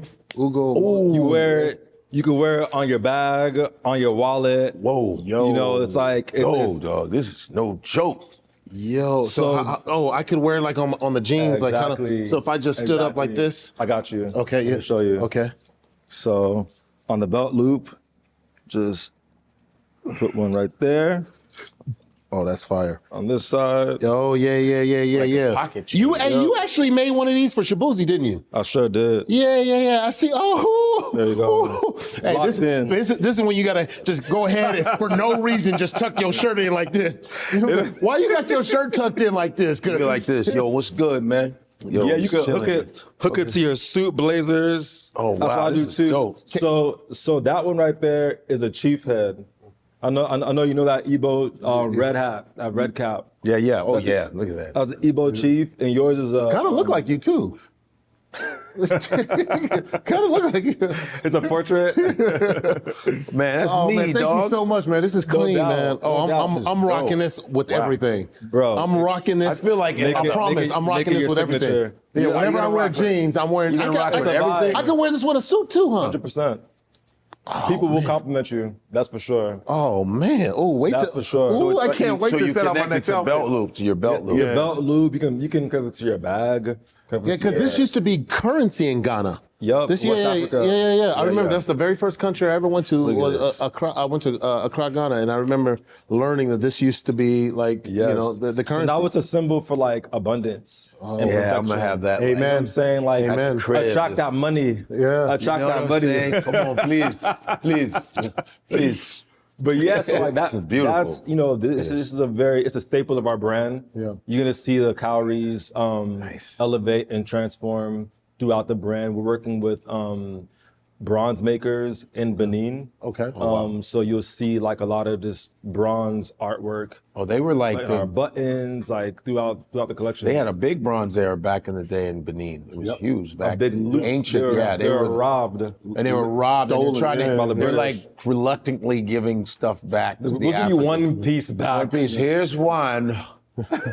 Like Here's two. Just It's crazy. Yeah. And- The amount of gold, the amount of resources. you know, stole and stolen- looted, and you're letting me borrow my What country was it they letting them borrow? England. Letting them borrow it. Like, you can borrow for 2 years. Yeah, there's a time period. Yeah, and he'd be like this. Yeah, we'll bring it back.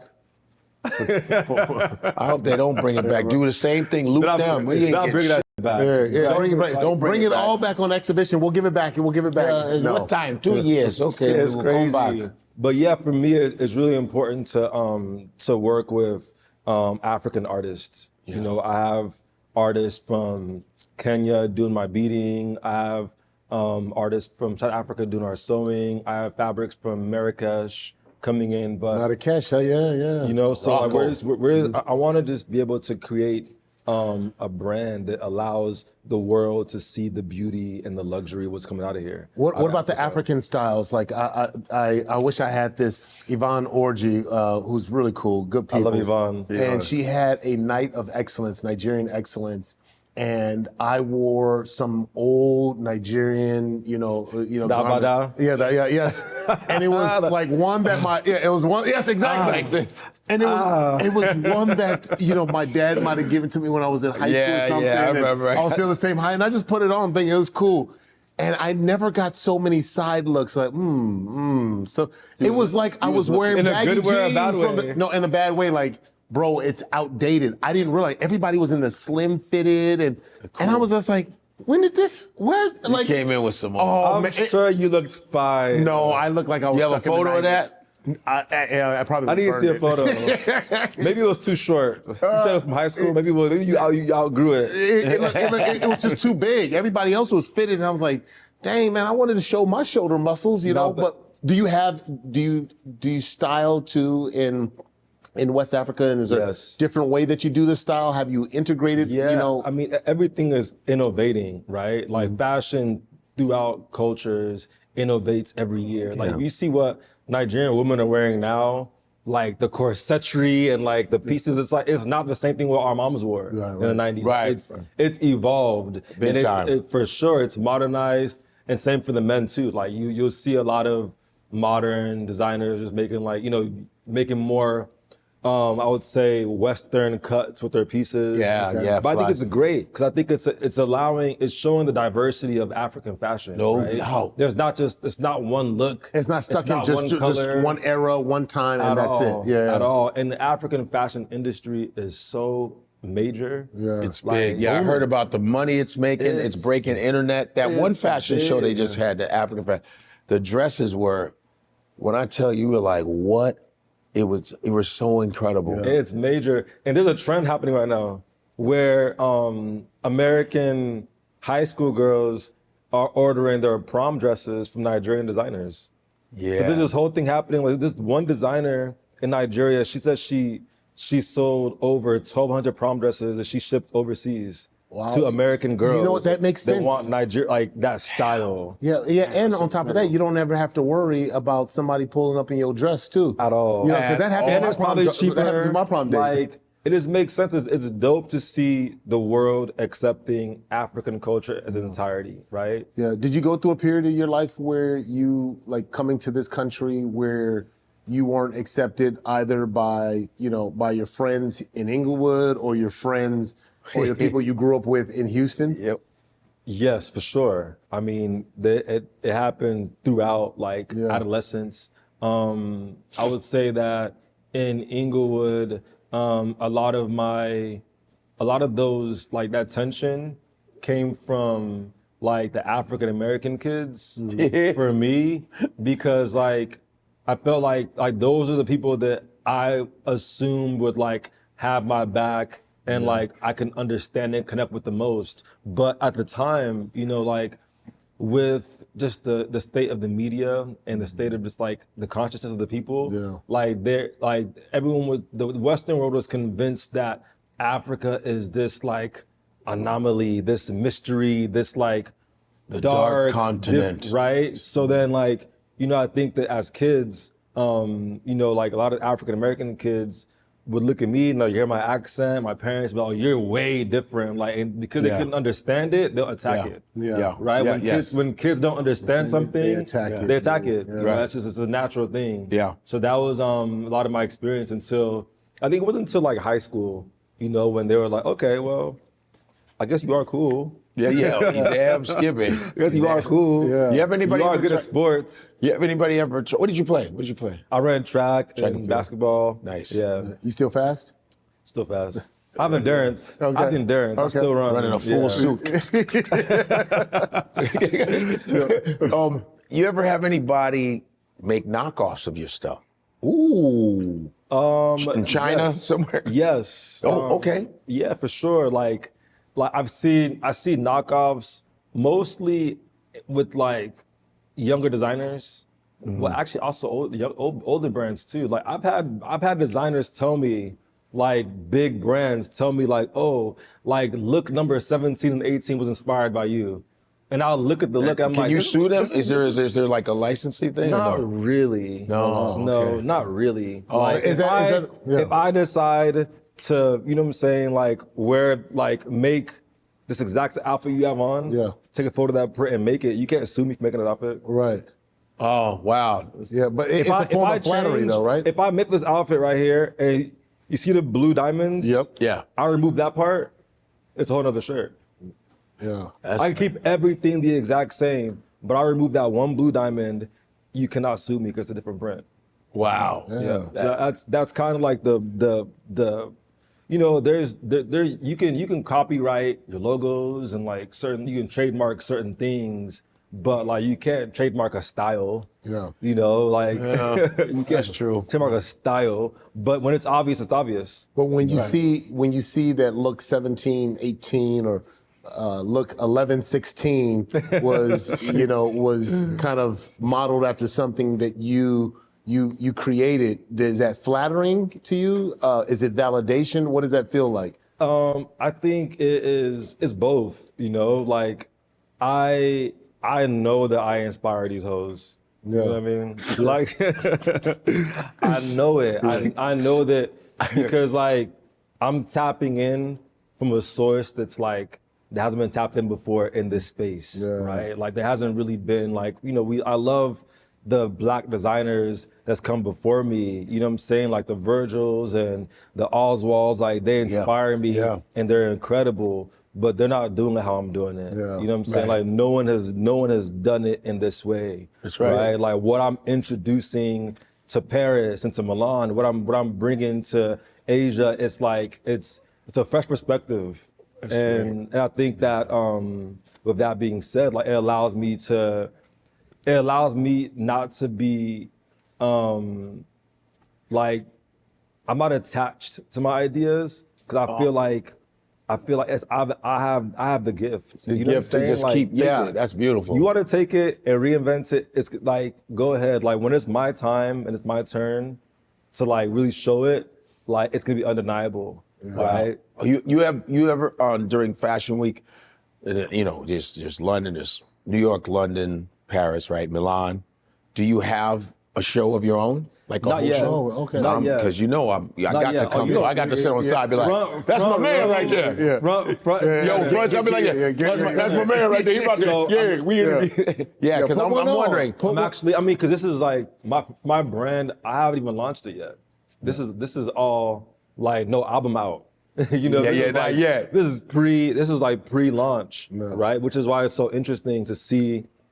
Like 11/16, I put it out like a year ago, like just the concepts, and from a year to today, like the amount of like support and people and placements and ambassadors I've gotten from John Legend to like just down the line has been like phenomenal, right? So we're launching officially in February. Okay. I'm having the debut presentation. I'll give you the location. I'm not gonna say it here, but it's gonna be a very, very special place in New York City, and yeah, that's gonna be the takeoff. Oh, that's cool, man.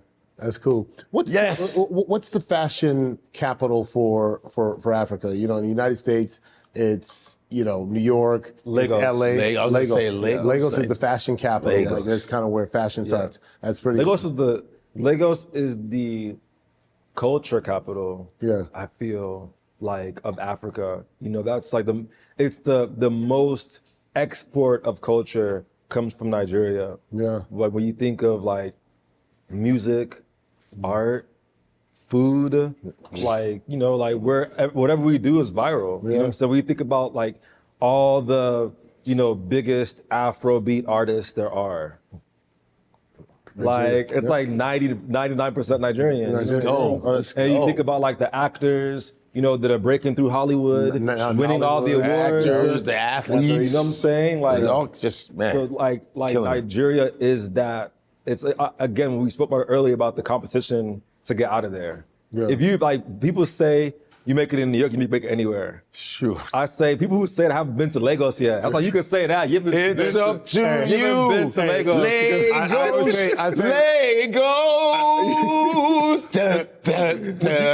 Would you agree with this? Lagos is like New York, like on steroids? Yeah. Yes. It's like when I did Dirty December last year, brother, with my cousin, okay? We partied, man, till 7 a.m. with ease. With ease. With ease. With offense, keep going. And then they had to shut down the city. Everyone go home because the traffic was so stacked up. You couldn't get to to clubs. So they were like, everybody go home. Because it was listen, I went with this guy named White Money. This guy, White Money, he's in the reality show Nigeria, White Money. So I'm driving in his Bentley, and he says, "Yeah, we'll be able to get. Don't worry." He knows all the little byways, and he'll, the dudes in the street that help you get through traffic. Right. He'll be like this. I'll just pay them. I'll just count, and they'll literally go move, move, for sure. Pay some money so we can do U-turns like that. Oh yeah, there's dudes in the street be like, you want to pass? $1, they will move. They would be. Oh yeah, they stop the whole traffic. Be like, everyone move. Okay, you can pass for sure. Dude, it's wild. So it's so we lawless. Party Dirty December. Yo, Nigerians go in. Like, but everybody you meet, director, engineer, surgeon, nurse, lawyer, everyone, professor, everybody, fashion designer. And you know what was great? Everybody look like you. Yeah. Ain't nobody looking at you like you don't belong anywhere.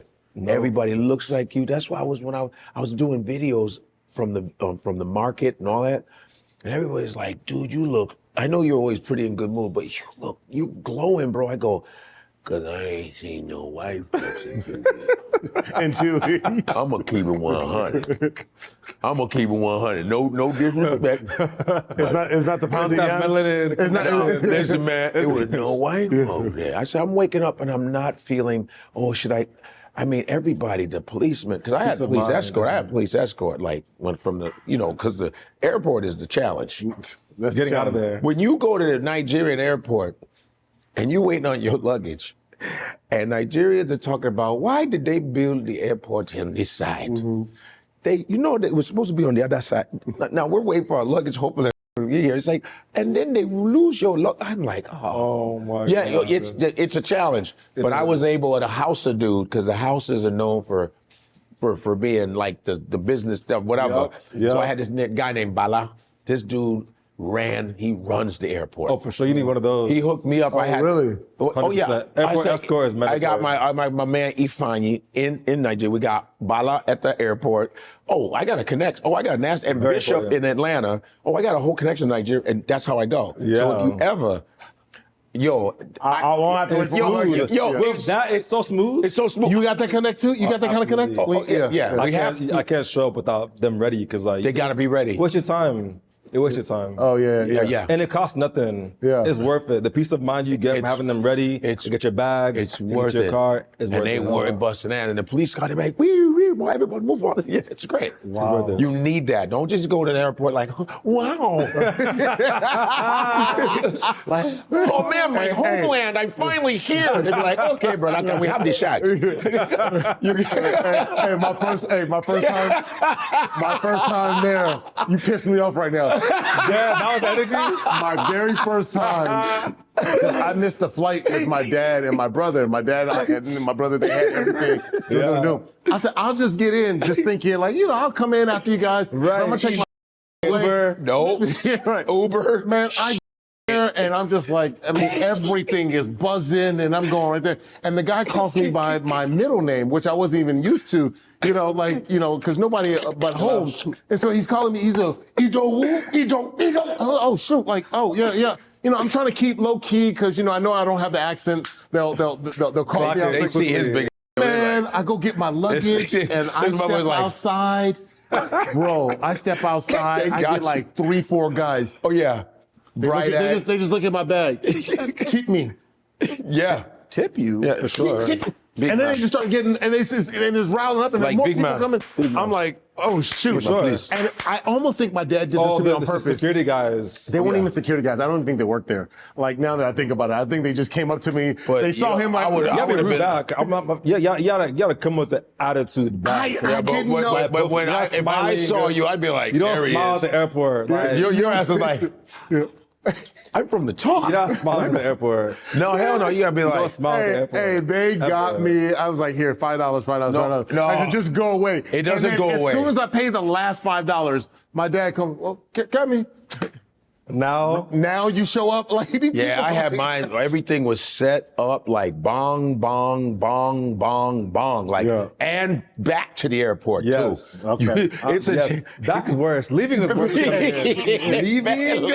is Checking in. checking. I'm getting Bali. I'm texting myself Bali's number. I got my man Bala. Bala. We'll have Bala. Let's play a little game. You want to play a little game? Let's Oh, do it. You ready? yeah. Okay, here we go. All right, I'm gonna play this game most likely. All right. I know you've had a lot of influential people you've worked with in showbiz. So here we go. This is gonna feature a lot of your past clients: Jackie Chan, Justin Bieber, Marlon Wayans, Travis Scott, Floyd Jackie Mayweather, Mary J. Blige, Omarion, Jackie Chan? and of course, Nija's favorite son, of course, Burna Boy. All right. Wait a minute, All right. Jackie Chan. Jackie Chan. Jackie Chan. I met him one time. I met him at Rush Hour 3, which was unreal. You don't meet Asian stars At all. You They don't just- live here. You don't see them. And I saw Jackie Chan, and I went over there.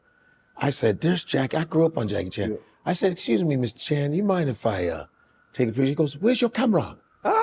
Wow, me and Jackie Chan. Wow. I grew up my whole life watching. It's like going meeting Bruce Lee. Yeah, right, yeah. But he's one of the people that you meet and he lives up to your expectations for sure. Yeah. Like what you expect from him is like what you get, but even better. Like he's such a so humble, it young seems. spirit. Like this man is so young. Like Yeah. we were shooting, he was bouncing off the couches, like just like hanging off the ceiling. Like He's still, unreal. still. Jackie Chan, did he? I know you've worked with him. Like, do you think Jackie Chan's they're gonna do another Rush Hour? I don't know. He never told you. He didn't. You didn't ask him. I heard. You didn't ask him? I asked, and it was a very vague answer. I heard they're was trying to very do big a answer. 4 because I did a show with Chris Tucker some months ago, and they're talking about it. They're supposed to be talking about it. They got to do it because it even do it. rhymes. Rush Hour 4, like Rush Hour 4. What? That was. Let's play this game. No. We're not letting you go by. It rhymes. Thank you. Listen. Stop trying to hold it. Okay, there's we an never O-U-R, let each though. other Hold on. get away Hold with on. nothing. There's an O-U-R there. No. H-O-U-R, I want to imitate you. F-O-U-R. I want to There we go. imitate you. You're like, come on, rush hour 4. Ugh. Didn't rhyme. Stunk. I can't stand you, man. You don't know how to act when we have company. No. And if you do that Nigerian head thing, he's like, you just be. All day. This is he'll go straight from LA guy to this is Right. what you Right. just What does embarrass it me mean? in front You of, harass me in front of your people. You just harass me. So this is what we do, Biko. For what? The clap for sure. Chineke. Why? I remember my way back. Oh, the snap. This is past. My shoulders don't go that far Sign back language. anymore. It's like just way back. Oh my goodness. Oh my goodness. I can't stand you. All right, most likely. Okay, who's most likely to tell you no on an outfit? Between Jackie Chan, Justin Bieber, there's a lot of names. I should probably give you these names. Actually, I should have given you these names, but Travis Scott. Okay. Wow, it's crazy. Who's most likely to be late for a fitting? Travis Scott. Okay. Most likely to have you over for drinks or like dinner? Justin Bieber. Justin Bieber. Oh man, that's cool, man. That's cool to hear that, man. cool. Okay, who is most likely to take the biggest fashion risk?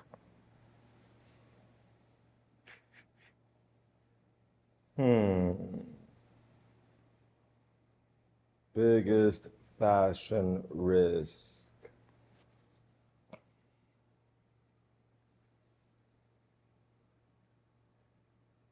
Is it out of those options? Or you can say anybody, actually. In general. Yeah, in general, Yeah. anybody you've worked with. Yeah. Okay, this makes it better. Okay. I'd say Verdine White, Earth, Wind, and Fire. Okay. Oh, Verde. oh. Okay, of course, Verde. Okay. Yeah, of He's course. very risky. Okay, all right. Oh, he can do down whatever. He's down for the shit. He's whatever it is. He Like can it's, do whatever All right. he wants. Wow. Who's most likely to talk on the phone while getting ready? That's everybody. That's everybody. The whole list. Everybody. Okay. Who's most likely to want an outfit change at the last minute? Naomi Campbell. Naomi Really? Campbell. Okay. All right. Oh, you talking about this? Yeah. right here? Yep. All right, here's one. I'm gonna trip you up a little bit. Who's most likely to call you for advice on an outfit? Marlon Wayans. Marlon, that's my man. That sounds about right. That's my man. Okay, who's most likely to ask you to put together a look in an hour? Naomi Campbell. Who is most likely to fly you out and have you style them internationally? Damn. Everyone. Nice. Yeah. Okay, that's All right, part of the that's job. Everyone. Who's most likely to have you style their friend or family member? It's just question. Justin Bieber. Justin Bieber? Justin Yeah. Bieber. Who is most likely to have you create a look for their pet?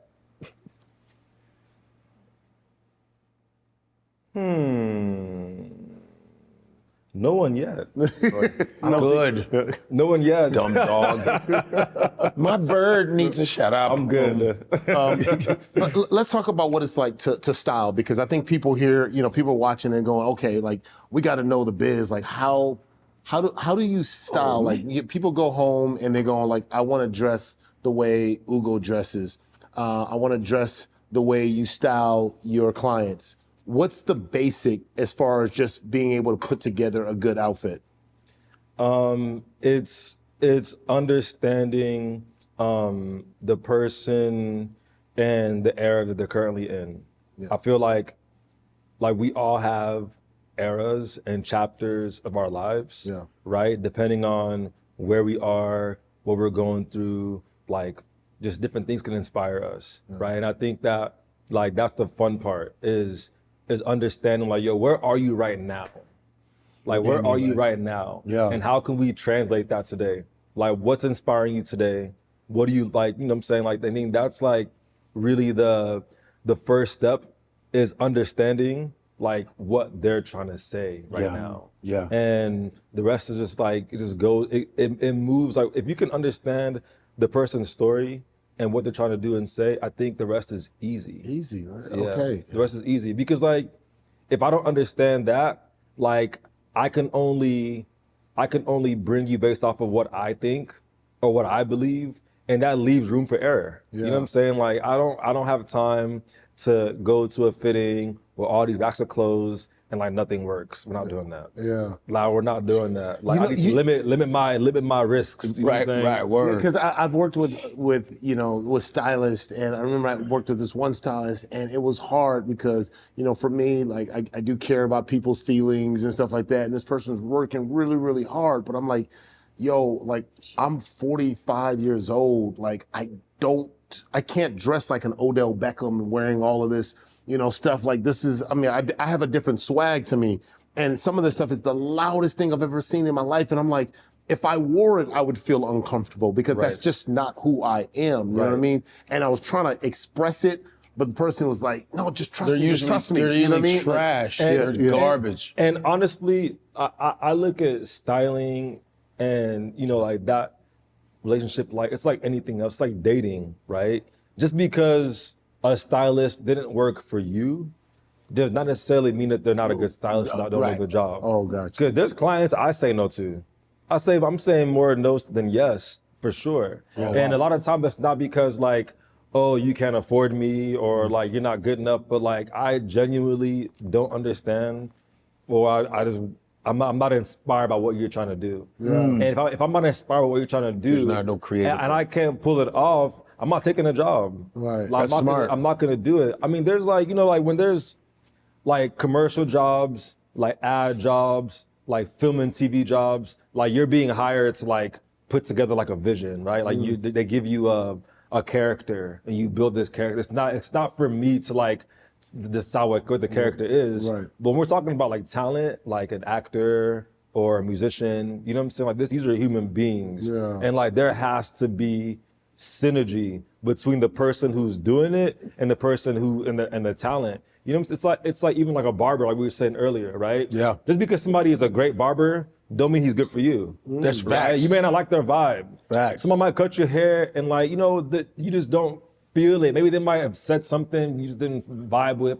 Yeah, you're good, but I'm good on you. Right. Like, That's a good point. you're That's not a bad barber, don't get me No, wrong. but you're just right. But we just don't mesh. And it's cool. You know what I'm saying? So that's kind of how sometimes it is. Sometimes they suck. Yeah. But sometimes And it's you were not talking about pricing. Like, how much does it cost? Oh, look at his face. He's like that. Yeah. Yeah, y'all might want to call me for a while till this gets like, good. How much did you charge early on? Because obviously, when you're trying to get in, it changes. How much did you charge to get in, and what does it look like? For, and I know from each artist, it's going to probably be different based on the material, what they want, and but like, what does that look like? What for did you people start there who out are with? curious? I mean, I start off with free. Hey, everybody. $3.99. Like You walk me, clothes. please. Yes. I was going to thrift stores and buying from thrift stores and putting looks together. Like I started off working with my friends. You know what I'm saying? Like I built my career really just like from practicing with people that I know. Like when I was working at Virgin Records under the marketing department, like I would go into the photo shoots with the creative director and I would just like offer advice, you know what I'm saying? Like offer my services. I wasn't getting paid like at Virgin for like over a year, like I had to put in that work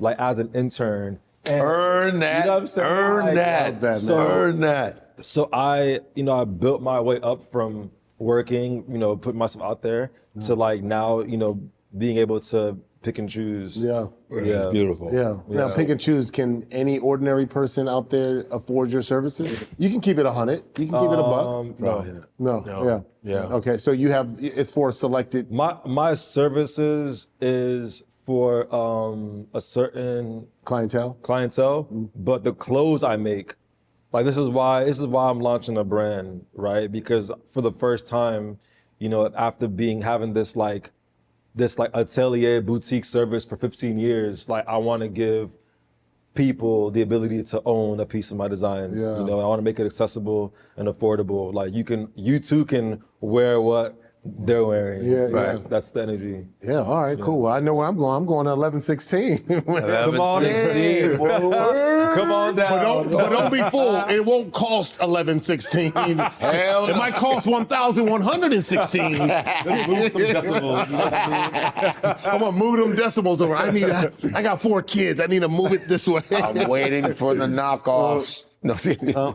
Are you inspired? Are you inspired when you see guys like Pharrell doing his collaboration? Do you have aspirations to do collaboration? You see Jaden, Jaden's doing his, but like Pharrell, like that's got to be cool. Like I'm like the dude went from to me as a musician, a stylish, cool dude, to now doing collabs with. Is he Louis Vuitton? Yeah, he's Louis Louis Vuitton. Yep. Thank you. I think what Pharrell is doing is incredible. Because I can see, like, it's just so dope to see a human living their dreams, right? Like, you can tell that he's doing something that he's wanted for a long time. You can tell that he's the glow is different when you're living your dreams, right? And for me, I know that I'm gonna get tapped in by different designers to bring in like my aesthetic and help like them tell their stories eventually as a creative director. But that's not something that I consider my dream to be. Right. It's not, at the end of the day, like I'm in the business of like ownership and control. And when I think of like, working as a creative director or as a designer for a brand that I don't own, like I look at it as a temporary thing. Yeah. Right. Like, Why do you think these celebrities like, I think about, Jaden Smith, Will Smith's son, collaborating with Christian Louboutin. It's amazing. Like these things are cool. Like, what's the allure to doing the collaboration, with these brands? It's so much allure, when you're in that kind of position, the access you get in this world, right? Like in fashion, in entertainment, the access you get, because as the creative director of Christian Louboutin, right? Now you can bring in your friends into this brand for, campaigns and advertise. You can put, give a platform to other people. You can use Pharrell's using his platform to highlight other artists around the world. I think it's very special, when you're able to use your position to open the doors. Yeah. Have you met Pharrell? Yes. Yeah.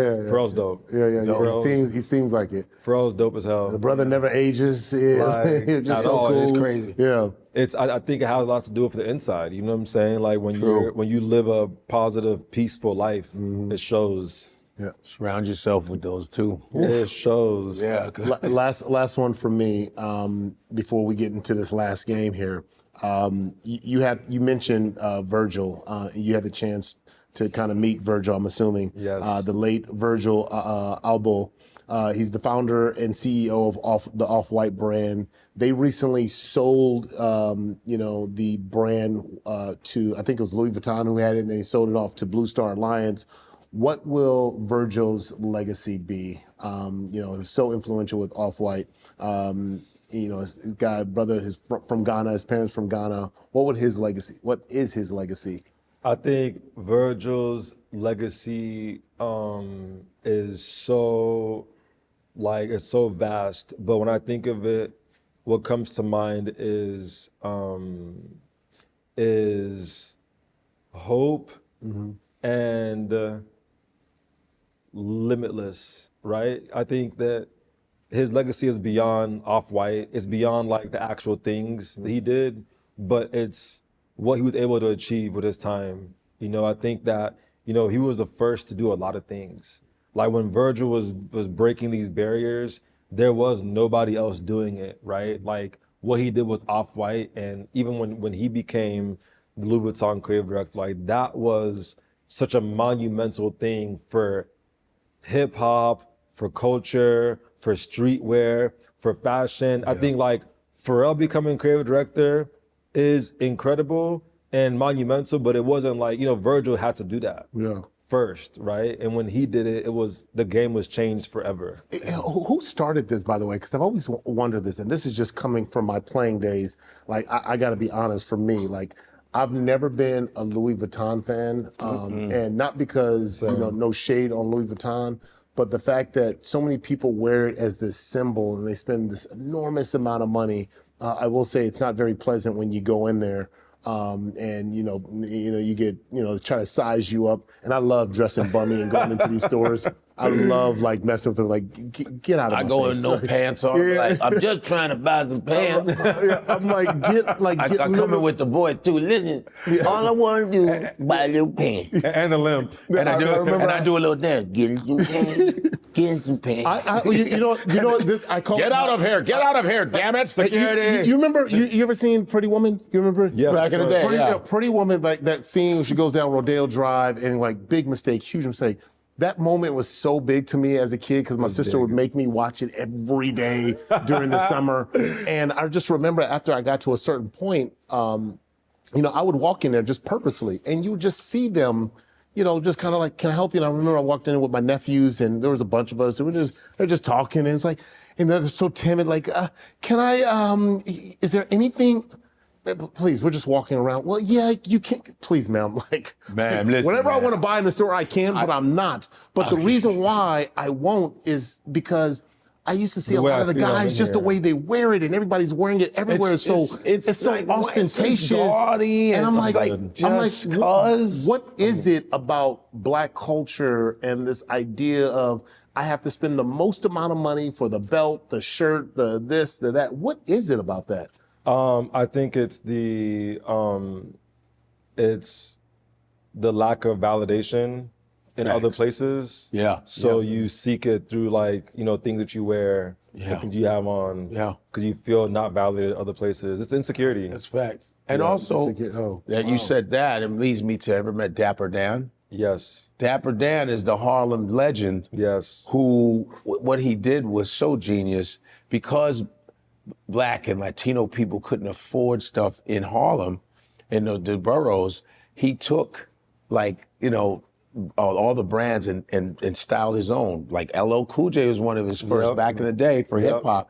So he took a combination of all the different designers and created his own style. Yeah. And that's why Dapper Dan gets Yes, like using the Louis Vuitton print and Gucci print. Yeah, and recreating his own jackets and bags and clothes. Dapper Dan is like the dawn of urban culture.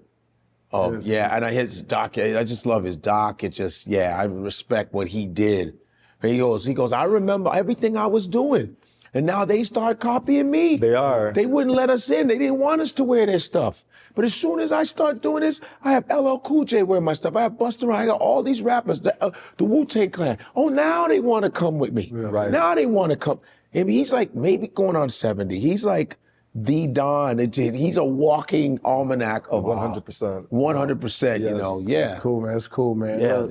Shout out to Dapper Dan. Before you get out of here, we got this, the game. I want you to judge both Godfrey and I. We picked some of the worst photos. And we want you to play judge. Can I say where I'm at? Okay. Aspen Comedy Festival, coming from learning how to snowboard. Okay. I feel like, hold on. Just let him judge it, man. No. No, the occasion matters. Where you're Thank you, the occasion. It matters. Thank you. Okay. The occasion matters. Can you tell me you were at a gala with this on? No, hell no. Crazy, what you saying? I'm wearing a Diesel sweater. Okay, that's enough. No, Hold on, that's enough. That's enough. That's enough. Let the man judge you. I give it 6 out of 10. Yeah. Okay, 60%. That's a D. Yeah. Okay. All right. But I was. All right. No. Flip for the other one. Okay. Other way. Make sure you cut that. Okay. Cut that. Now that's horrible. Yeah. Now that's that NFL. What year was this? Okay. That matters. Okay. Hold on. That matters. Okay. So He's wearing a Steve Harvey suit. Okay. First off, I'm gonna tell you this right now. Top 5 answers on the board. Here's the question. Name a suit that Akbar finna to wear at his dumbass event. Yeah, my suit. Yeah. Hey, okay, hold on. First off, hold on. First off, he looked like Steve Harvey. He wore one of my suits. He is on the money because this was the Steve Harvey era. This is the Steve Harvey era. Yes. Because he had the era. He had an era from like, I want to say like late 90s all the way to maybe like them horrible suits. maybe It's like well 2007. But this is 2007. yeah, that's right. Yeah, this is a That's Woody the Wilson. best authentic suit. This is a Woody Wilson suit. He's Okay. been making my suits for years, but this was back in 2000. I want to say 5 That's or 6. when you. That's when And he this is hosted for the this is Family for a Feud. gala. This is a This is for 2006 gala. 9. Huh? 9. 2006 9. Woo, I'm already ahead. I already got an A. You got a D for your first He- look. listen, Before this 2006, But I was in workout clothes. Yeah, Top. thank you I so was much. in workout clothes. No, stop making I was excuses. coming from All right, let's go snowboarding. to the next look. You was on the red carpet hosting the Family Bro, Feud. okay. you have a 6. Be quiet, please. Okay. Okay. Well, oh my That's goodness. old as fuck. Yeah, go ahead. Ask him a question. You need to know, huh? Okay, what year was this? I don't even. Mohawk, I'm 2004. seeing, okay. Let me see. I don't know. That had to be like 2000. Fuck, that's early 2000s or something. I don't know. It's actually not bad. It's actually. Oh, It's not. It's. boy. I like the fit. When The you fit say is, actually. the fit is timeless. 'Cause I couldn't tell what year it was. Evergreen. I would see? change the shirt inside. Yeah. But other than that, I think you had it. I'll give this a 7.5. 7.5. 7.5. Not bad. Cool. That's Yeah. a C. That's good. 7.5. All right. Okay. Wow. Okay. Oh, Jesus Okay. Christ. Okay. It looked like fucking. Whoa. No. Lucky No, Charms. Let This is him more go. recent. He got This green is more recent. hearts, How- yellow how can- moons, hold on, how orange can you tell stars. this is recent? That's nerds. By the fit of the pants. Okay, by the fit of the pants. Let me see, Okay. let me see. Oh, that's impressive that pants is you know trash. that. Yeah. Yeah. Okay. Yep. Got it. Look like an aerosol can. I actually like it. Were you at a brunch party? Like No, this was a backlot party over at Sony. It was like getting ready for the summer show. Come on, man. Keep it 100. Yeah, You know that. yeah. It was. This was back in 2018. Oh, that's 19. recent. honestly, this is actually that's kind of cool. recent. Yeah. Stop it. I'll give you 8 out of 8. 10. Oh, man. It's strong. It's nice. Okay, thank you. Let me Okay. see. You look comfortable. You look happy. It fits. It's proportionate. The color is popping. Okay. Yeah. I appreciate it. It's like 8. I'm still ahead of you. Damn. Yeah, This ring okay. is dope. Okay. Yeah. I like this. Yeah. Yeah. What would you give him? What show is this? This is at the Laugh Factory. This is some years ago because damn, I look different. Kind of look like Deion Sanders. I right there. love know. the jacket. The ring is very strong. Ruby. Yeah, son. That's my birthstone. Let's go. This is a 9. Oh, give I me have that. no notes. Steve Harvey. Yeah. No Go wear notes. your suit, boy. Top is 5 dope. answers All on right. the board. So you give him a Quick. 9 on that? That's your first 9, man. 9. Act like you've been there before, okay? There's you. Ugh. Okay, now let me Paid in full? Oh, What no, is no, that? hold on. Let me get some context. That's paid in full. Okay, no, let me get some context. That's Let's see the Rico. backstory. This is outside of my house. Okay. And someone had this old school Toyota like Stop, that's van or your something like this, car. and I'm like, I've never seen anything like this. So I wanted to take a picture for That's your Instagram. So I went on and threw because it looked like something from the 80s, and I tried to and throw on the you closest look thing I like had that. to like my Run DMC Run thing. But this is a D- Muhammad Ali edition. Adidas, I remember that. Adidas jumpsuit. Yeah, I remember that. And so I threw it on, and you can even see I changed the It's color. cozy. Yeah, It's to make it look like comfortable. that. Yeah. I'll give you a 7 out of 10. 7.5. I told you, I'm the greatest. I'm pretty. I got a 9. Yours is garbage. I told you. give you 7 out that of 10. car is yours. I saw you get out of it. You're trying Okay. to cheat. There's some Yes. fashion happening here. Let's go. what That is- happened like a couple months ago. There's some fashion happening here. That was I'm seeing Fashion Week. I'm seeing some Rick. This is a great look. Head to toe. Whoa! Give me that. Head to toe, great Can you look. just let him get Wait, this hold one, on. please? This is a great. I have no notes. I'll give it a 10. Give me some. Perfect hand. I'll give it a 10. 2 times. Come on here. I told you, boy. Go get your little Lucky Charms shirt. You can't fuck with the Okay. king. Do a split. Nice, some culture. Okay, yeah. Some yeah. culture here. Come on, you know This this. is whack. dope. I like the fit is perfect. Okay, cool. Well tailored. Great design. Was it a wedding? No. My wife and I we just got dressed up to take pictures. That was it. Beautiful. Yeah. 9.5. 9.5. 9.5. Solid. Good. Yep. Don't chump. Perfect That's the 10. last one. And I got. Give me some. Yeah. There you go. Okay. Cool. So what's the verdict? So the verdict is I'm better dressed. That's what happened? Yeah. I'm better dressed. Yeah, that's 6. Drug your numbers down, First of bro. all, You had a 6 and a 7. I don't wear what you wear. Is that what happened? My 10. Thank you so much. So I I really dusted you appreciate off it. with the Thank 10. you so much Wait, for joining stop us here interrupting. at 1:54 No, we ain't This even is so finished. great. I got I'm a the perfect best 10 and you dressed wore a Steve Harvey suit. Kiss my. You wore my damn suit. That was 6.5. Yeah. Oh man, sound just That's why he hates me. Kiss my ear. He had his version of it too. He's like, you kiss my man, I ain't trying to disrespect. You know what you done did. You know what you done did. have you done this in front of Steve yet? Man, he hates me. He's never going to invite me to celebrity. Fuck him. Oh my goodness. Oh my God. Steve Good Peoples, man. Steve Good Peoples. I know Steve from being a comedian for years, but he just never put me on the. He put another impersonator on there who's whack, and he never put me on there. They said, "Why is Steve?" I said, "I don't know." All right, I'm gonna humanize him. I'm gonna humanize him for you. Oh, geez. This is, swear to God. As I'm growing in my broadcasting career, I'm trying to figure out how to make my next move. And I kind of pull a you, right? Like nobody can tell me what to do. I pull up to the set. I forgot what show It's you kind were of an doing. insult, but all right. No, it's not an insult. I'm just like you, kind of arrogant. And shit. I received Anyway, it well. so I'm kind of a dick. I come in wait. arrogant, sticking my chest out. I'm kind of a dick. Nobody But can anyway. stop you. There's no limitation. Like you'll connect it. You'll connect it. So I pull up to the set to see the show, and I'm like, yo, this is a great opportunity to try to meet Steve Harvey. I'm going through all of the gatekeepers. They're all telling me no, you can't be, this and that. I said, whatever. So knowing how studios work, I said, you know what? I'm gonna get to his trailer. I know where his trailer is. I go to his trailer. He invites me in. I said, I just need 5 minutes of your time. I said, I'm just trying to figure out the game and understand how it works.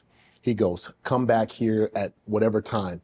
And what was supposed to be 5 minutes, he doesn't know me from anything. He gives me 15 minutes of his time and he tells me exactly the blueprint on how to work your way through Hollywood.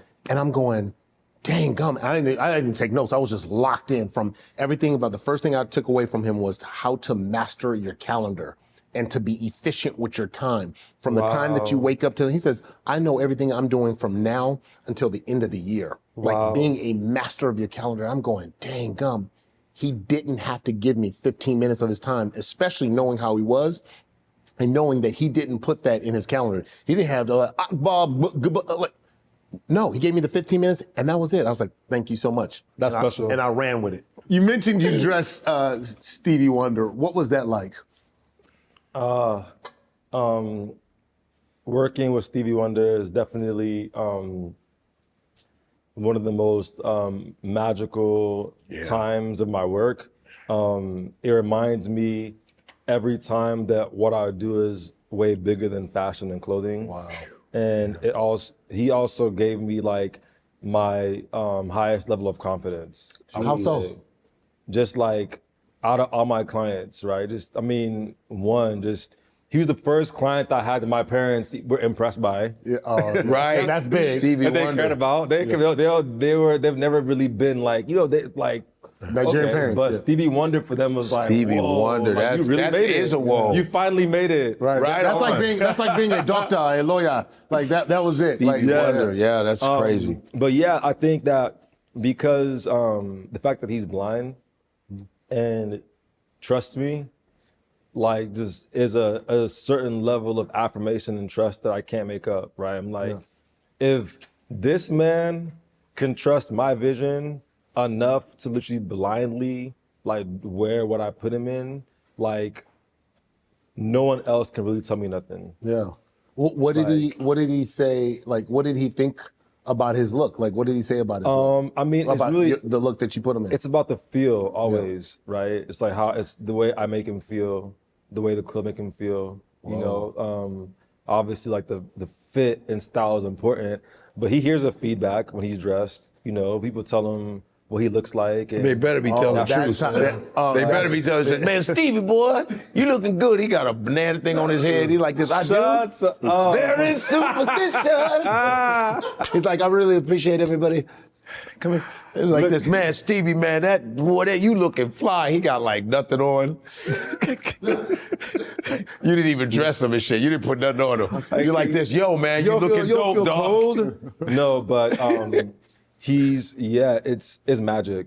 His team, like him, everything about the operation is just so like pristine. Yeah. That's You know, great. there's certain clients and experience that you have that also elevate how you work. Yeah. Right? When you go into certain situations, like working with Motown artists, like That's they another level. taught me work ethic. You know what I'm saying? That's all they knew? To this day, like that's all they knew. Diana and Stevie are still on tour. Yo, people They're don't- still touring people- right now. But listen, you Like, can't get at Stevie Wonder's gotta be- 80. But what's Yeah, what's Stevie the Wonder's gotta be like like- 90 or something, right? No, he's like 70 something. But what's funny is you can't get these knucklehead ass artists now to do a half hour. At all. And Bruce Springsteen still does 3 hours. McCartney still does 3 hours.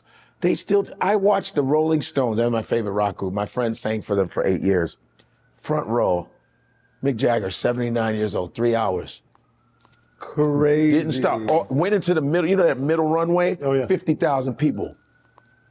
Yeah. Electrifying. What are we Energy. talking about here? It keeps them alive. It keeps them like, yeah, the love for It that. keeps them- Oh, that's yeah, real it's beautiful. passion, Yeah. and real love, Yeah. and real work ethic. Right. Like not saying like just whatever the opposite of lazy is. The opposite of lazy The is opposite, these people. And so yeah, it's like for me, it's like it's just I can't help but to be inspired. Yeah. You know what I mean? Like I cannot help Stevie Wonder, but man. to be inspired and just That's blessed. Well, Ugo Mozie, I gotta say, you inspire us, man. Thank you Yes, so much man. for rocking Likewise, with us y'all. Yo, right here, Igbos, 154, Igbo man. Quenu, Igbo We Quenu. appreciate you, man. Niger Quenu. Appreciate you. Give it up for Niger Ugo Quenu. Mozie. Let's go. You got Go in his name. Go. My brothers. You go. Ugo. My God. Man, that was Thank you, man. Absolutely. Yo, My G. my man. That was Fantastic. 154.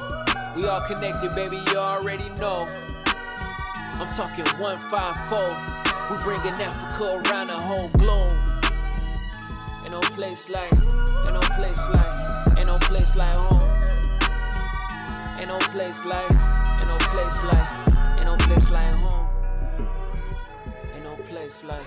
ain't no place.